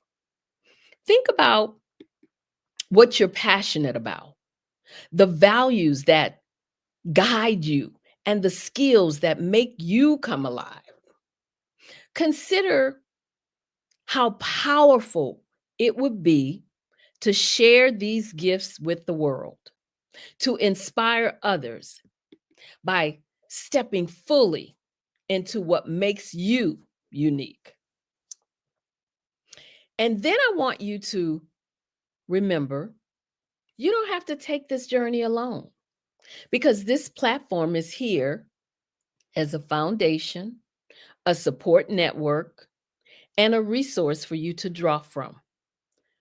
Think of it as a wealth of knowledge and inspiration filled with insights, experiences, and tools from those who traveled a similar road. This platform has already opened doors for so many, myself included, and it can do the same for you if you're willing to step forward, to be intentional, and to embrace the opportunities you're given. You have access to resources that can take you to the next level, resources that have the power to transform your vision into reality. But here's the key: having resources is only the beginning.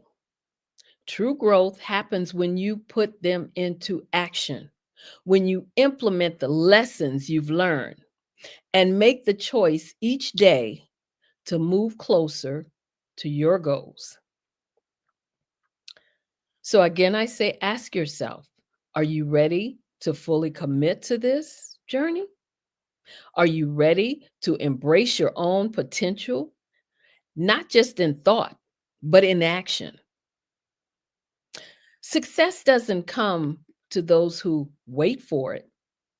It comes to those who decide they're worthy of it, and to those who are willing to put in the work to make it real.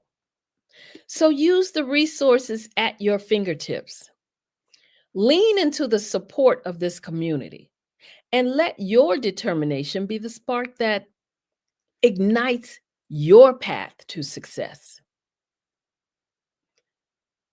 Every step you take toward believing in yourself moves you closer to your goals, closer to success, and closer to genuine happiness. Remember, each small action builds on the last, creating momentum and bringing you nearer to the life you envisioned. So when I tell you that you're gaining insight from people who have been in your shoes, I mean that you're hearing from those who have faced similar challenges, navigated the same obstacles, and stared down self-doubt. They stepped out of their comfort zone and they declared, I will not quit. They persisted through the setbacks and the struggles. And now they're here to share their success with you because they believe you can make it also. But here's the key.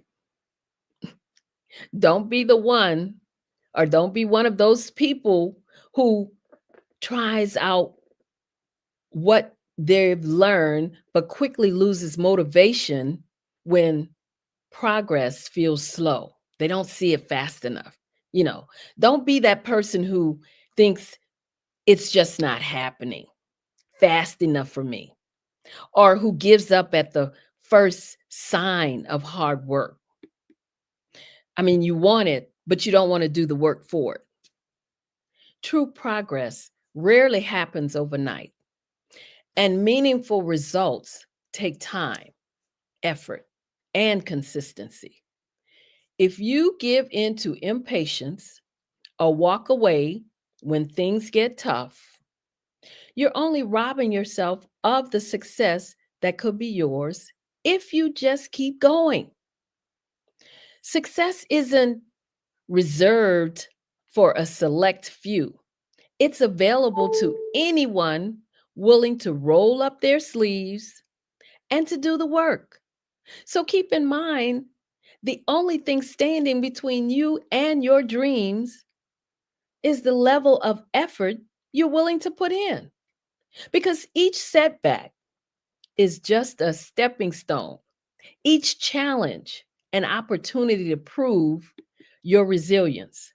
So if you've ever doubted whether your goals are truly achievable, again, let me assure you right here and right now, they absolutely are. Because the journey may not always be smooth, and the rewards may not come instantly. But that's what makes the process so worthwhile. The work you put in, the grit you summon, and the faith you hold in yourself will be what define your success in the end. Embrace the journey, believe in the destination, and let each step, no matter how small, bring you closer to, or closer, I should say, to the extraordinary life that you deserve, because you do deserve it. So take the inspiration you gain here, put it into action, and don't look back. Every day, remind yourself that your goals are within reach, and with relentless determination, you can achieve them. Every dream and every aspiration starts with a vision. It's the spark that lights the path forward, and it's what keeps us going, even when the road gets rough. So don't let obstacles discourage you from chasing the goals that will lead you to your success. Remember, obstacles aren't meant to break you. They're stepping stones toward your greatness. Every challenge you face is an opportunity. I have to keep saying that. It's an opportunity to grow, to strengthen your resolve, and to prove to yourself and the world that your dream is worth fighting for. As frustrating and challenging as obstacles can be, they are actually gifts in disguise. They build character, resilience, and resourcefulness. They push you to think creatively, to come up with new solutions, to dig deep and find the strength to keep going.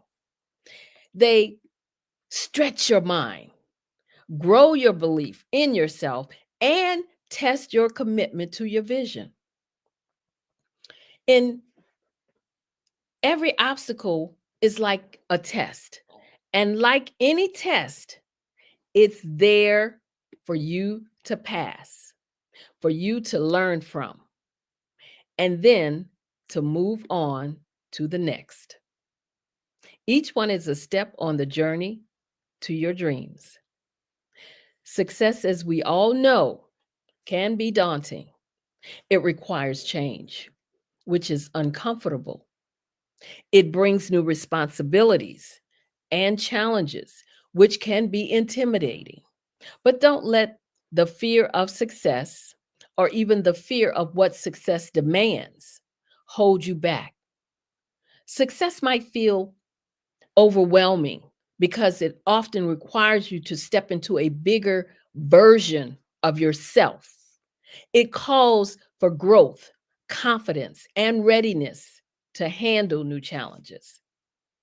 But here's the thing: if success were easy, everyone would have it. The very fact that it's challenging is what makes it so rewarding. And I also want to address something else many of us are afraid of, something even more paralyzing than success itself. And that's the fear of judgment.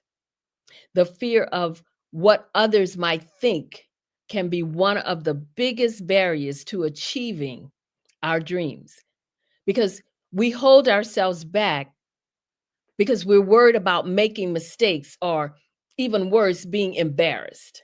We'd often rather play it safe than risk facing criticism. But playing it safe, that won't lead you to greatness. That won't give you the life that you envision. So let me encourage you to let go of that fear. Don't let the opinions of others rob you of your future, because people will always have something to say. But at the end of the day, their opinions don't define your worth or your potential. You do. So embrace the courage to pursue your vision with all you've got. Embrace the fact that mistakes and obstacles are simply part of the journey. And every step you take, even the missteps, brings you closer to becoming the person that you are meant to be. Push past the fear, ignore the doubts, and take the risks that others won't. Chase your dreams relentlessly and believe in your ability to turn obstacles into stepping stones. Because when you let go of the fear of judgment and embrace the process, you'll find yourself achieving things you once thought were impossible. So I want you to stand tall, embrace challenges, and move forward with confidence, because your dreams are worth it. And so are you. Now, there's one thing I really do want you to hold on to. Most of us don't start out successful. Success is not handed to us on a silver platter. It's an experiment, a journey built on trial and error with plenty of bumps along the way. It's something you shape and create as you grow, learn, and develop. Every mistake, every setback, and every triumph adds to the foundation of your success. You have to take your experiences, both good and bad, and use them to your advantage.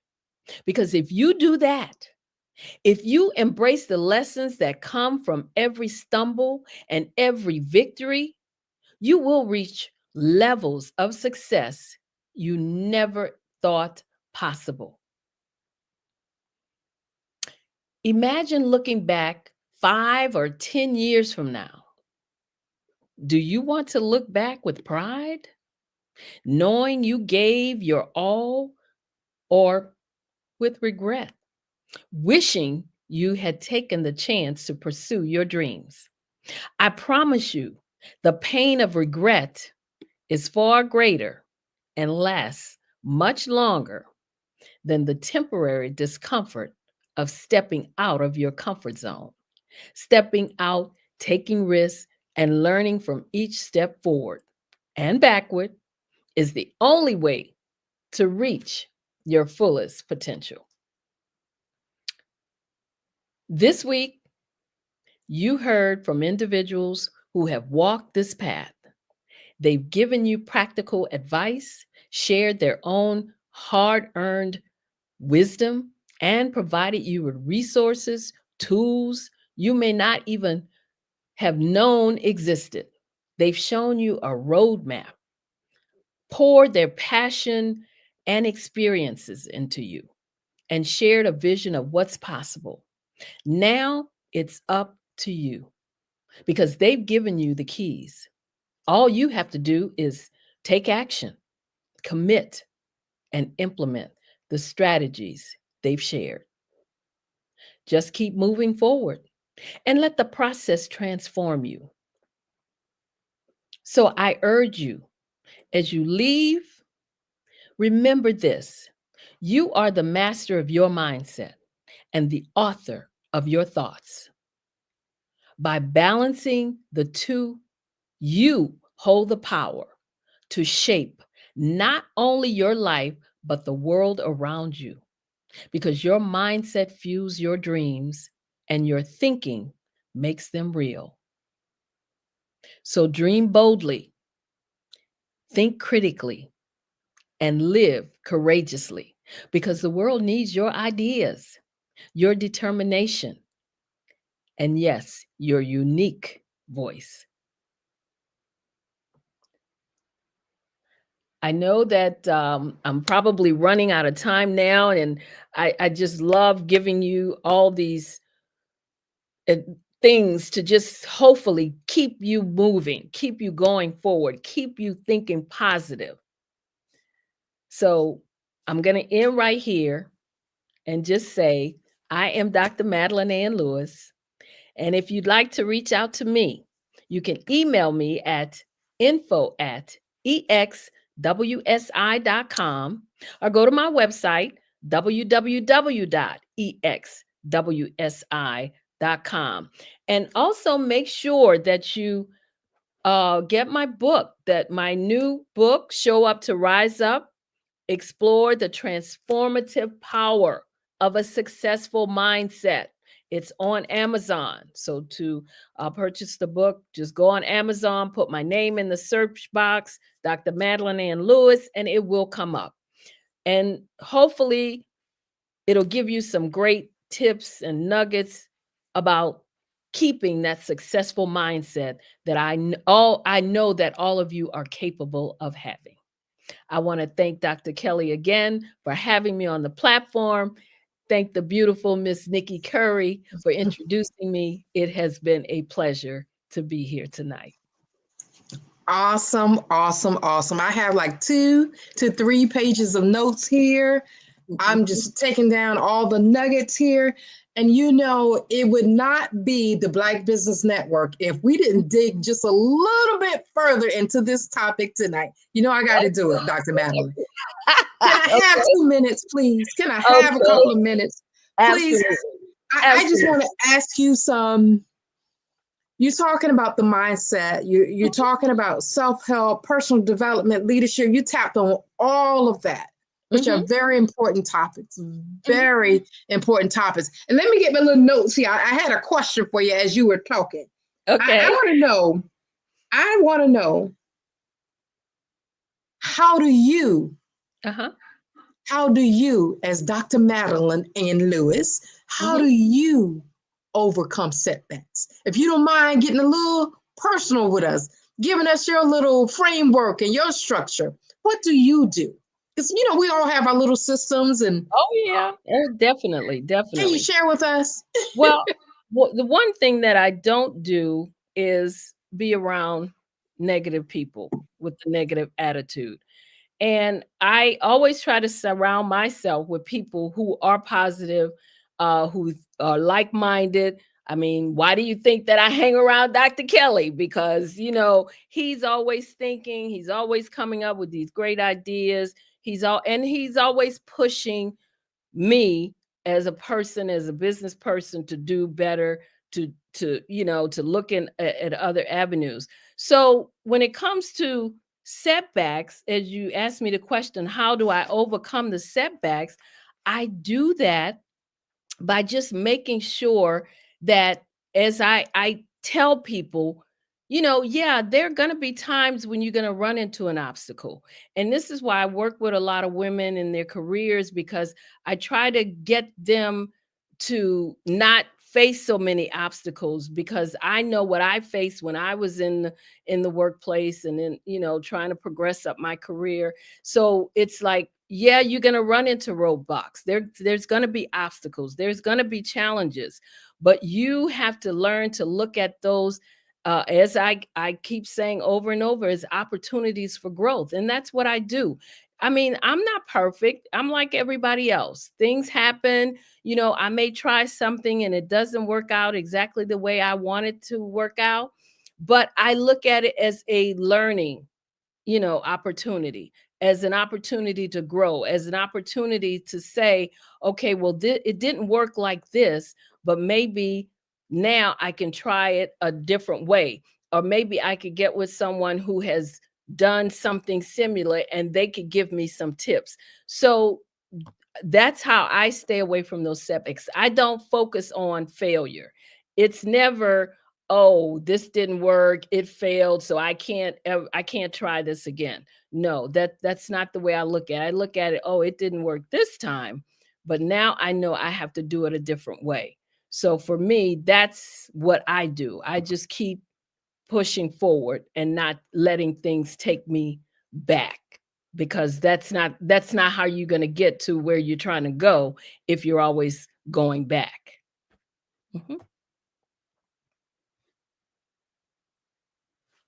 Wait, can't hear you. You're on mute, I think. I'm just talking away. I'm sorry about that. That helps me to segue into my next question. You've been talking about what you do. You are an extraordinary leader, and a leader of women. And as you know, there was a time a few months ago, we consider being in the dawn of the woman.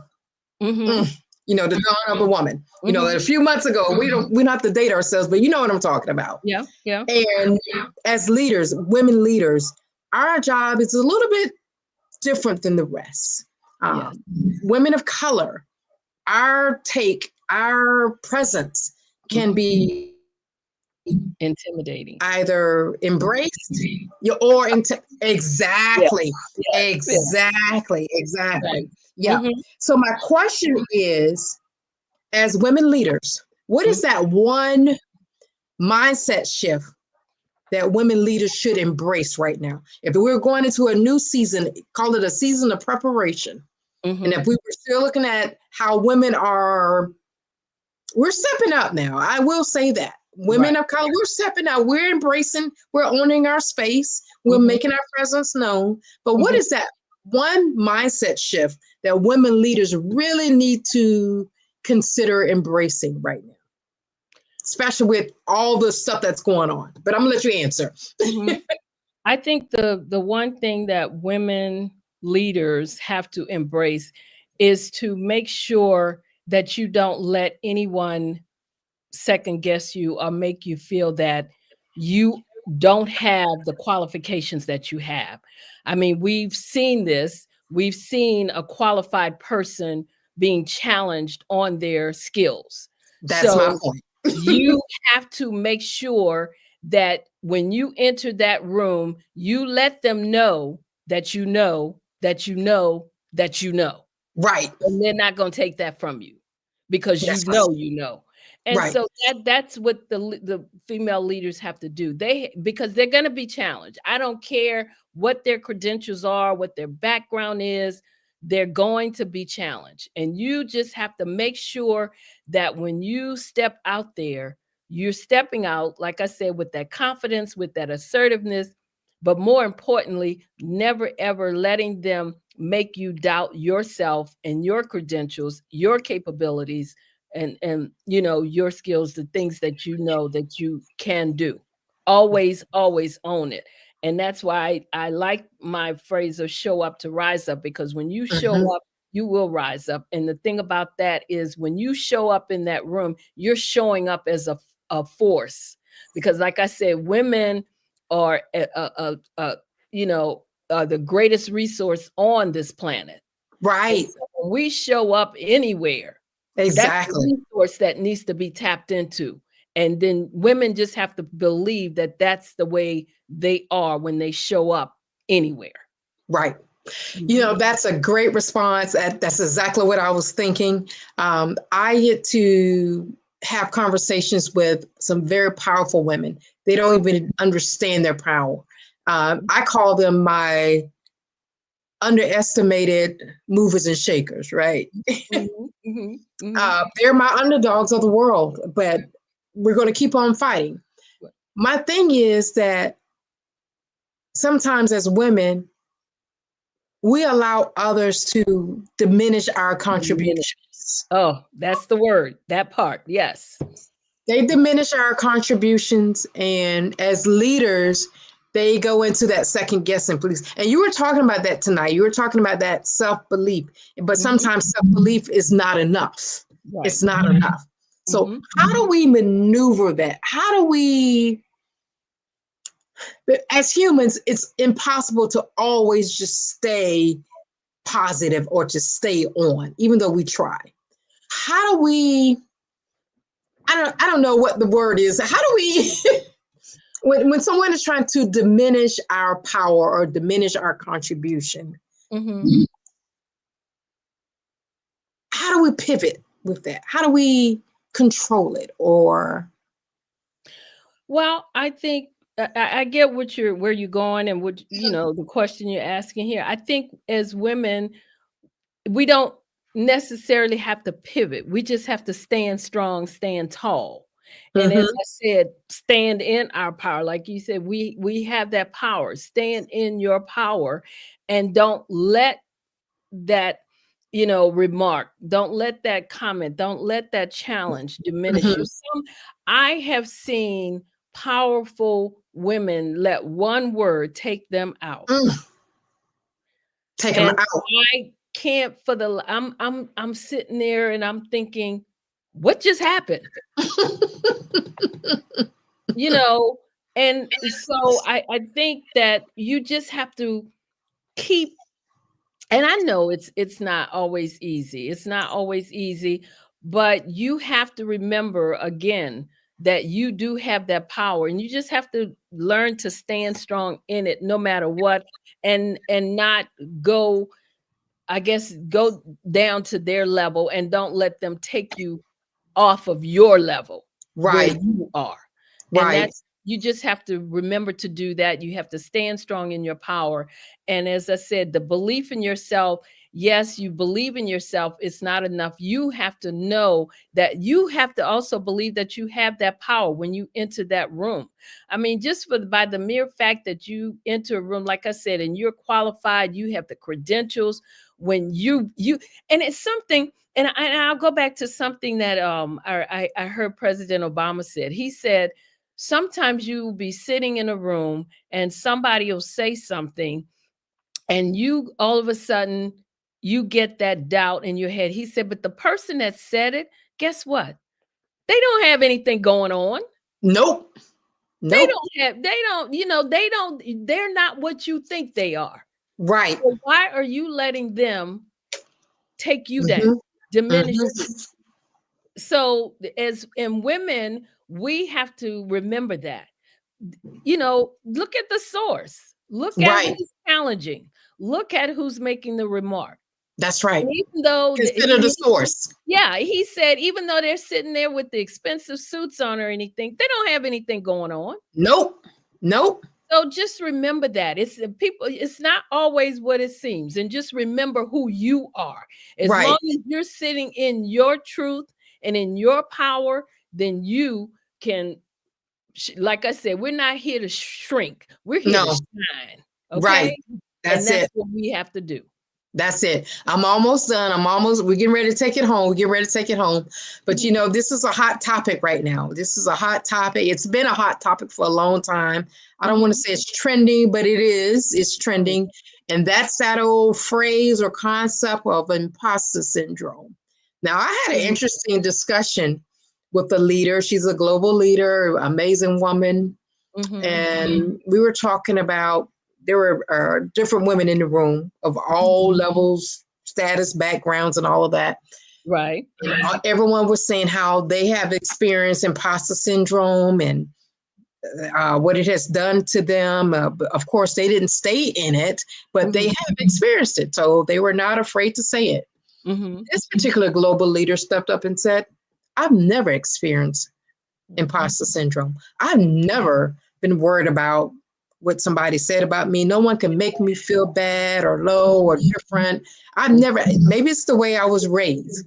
So I'm saying all of that to say to you, Dr. Madeline, what is your take and your perspective on imposter syndrome, especially when it comes to women? Again, I say that as women, and we saw this, and I think it was maybe last year before, when we had the was it the president of Harvard University and then Columbia University. They were both challenged on, and this was something they went back and dug deep to find and pull out. And my first thought was, nobody puts you in any position of authority at Harvard University or whatever without really vetting your credentials. That part. Yes. Right. So I'm like the female who said, I've never felt imposter syndrome. Because if you come at me with some craziness about, I think your dissertation wasn't whatever, then you better come correct, because we're going to have some issues. Exactly. And so I think, again, you just have to know that what you've done, you've earned it. Right.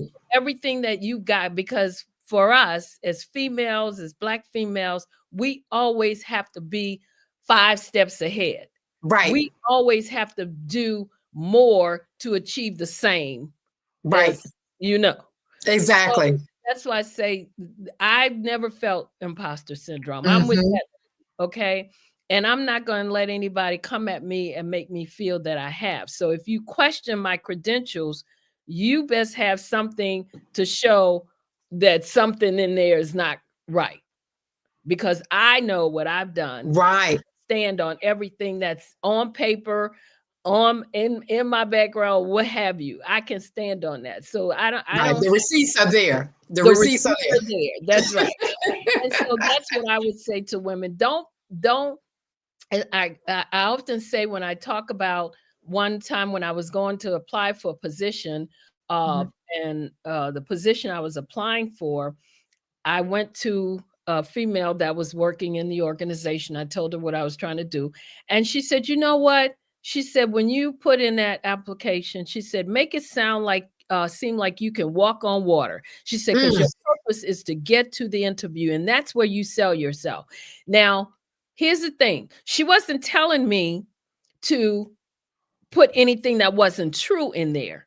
What she was saying to me was, I should make sure that I include everything in there that I may not even think, was even were maybe worthy of being in there, because sometimes we overlook some of the things that we do. Right. We don't include everything. We have a tendency to say, that's not that important. Maybe I don't need to put that in there. But her theory was, if you did it, put it in there. That's right. That's right. And so I think that's why when they come at you about this imposter syndrome, I looked at that and I even did an article on it a while back.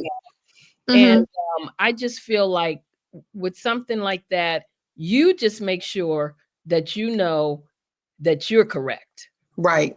And then you don't have to worry about the imposter syndrome. Right.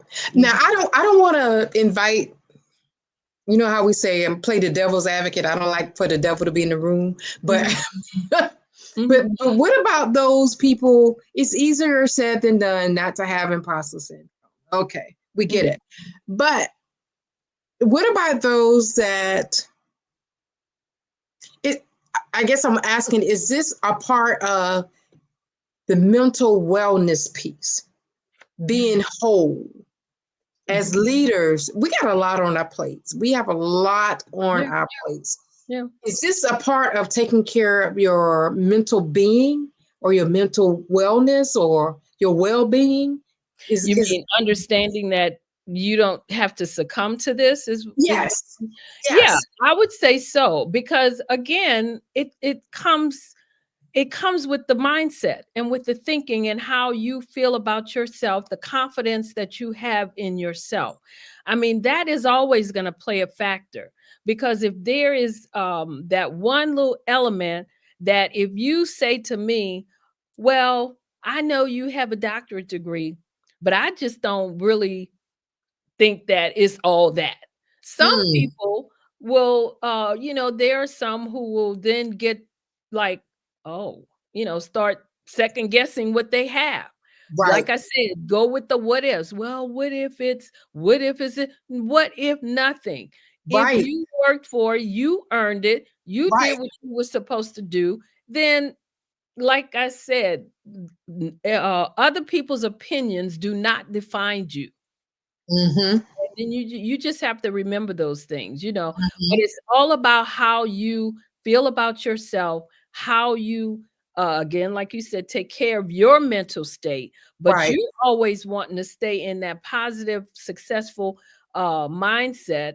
And you're always making sure, as I said, when you step out there to step on stage or to talk about something, to have an opinion on something. Like I was sitting on a panel this morning where we were talking about DEI.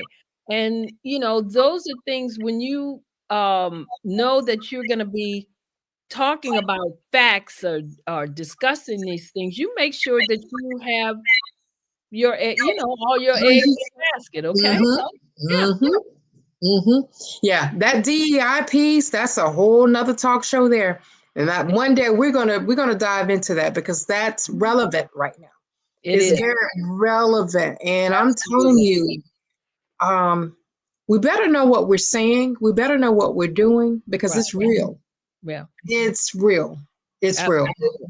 Yeah. Okay. So my last question before I let you go, and I know I've kept you over a little bit, but I enjoy talking to you. I enjoy getting your wisdom, your nuggets. They really help me. They really help our listeners and our viewers. So thank you for being here. But I want you to give, this is the Black Business Network. So I want you to give our listeners, our viewers, Black business owners, I want you to give them, and you probably have already said it, and it bears repeating, give us as business owners, as business leaders, as thought leaders, as visionaries, give us one mindset shift to embrace going forward. One mindset shift to embrace. Well, I think I will have to bow to one of the elements that Dr. Kelly gave us of the 6. And that would be the most important one, which is the listen. Because you have to listen to what's going on. Like they say, read the room. You have to listen and know what's going on around you before you can even speak to anything that, of any importance. To understand what's being said. Right. So for me, that would be the thing that I would say. You have to listen before, if you're there, even if there's a room, you're on a panel, or you're at a conference and you've been asked to come and share whatever, you want to always listen to what's going on around you, to know just what it is you're going to be stepping into. Again, what's the atmosphere like? What's that environment? What's going on here? Pay attention. Pay attention. Pay attention. That's it. Yeah. So I think that's to me, that was important too, that listen part. So I think that would be the thing that I would leave them with. Make sure you always listen, because you can't, I think it was the old people back in the day used to say, you can't listen if you're talking to. That's so it. Sometimes you just got to sit there and you got to listen a little bit. That's it. That's it. Listening to understand, not to respond, right? Yeah. Exactly. And when you do listen, pay attention. When someone notices something about you, pay attention and use it. Yeah. Absolutely. And that is so important. That is so. Dr. Madeline Ann Lewis, it has been an honor once again. Thank you. Thank you for sharing your time, your expertise. You're such an amazing leader. Thank you so much. Always great to be here. Like I said, I'm a fan of this network. Awesome. So that's it for today. And we're going to say genius is common, and we will see you on the other side.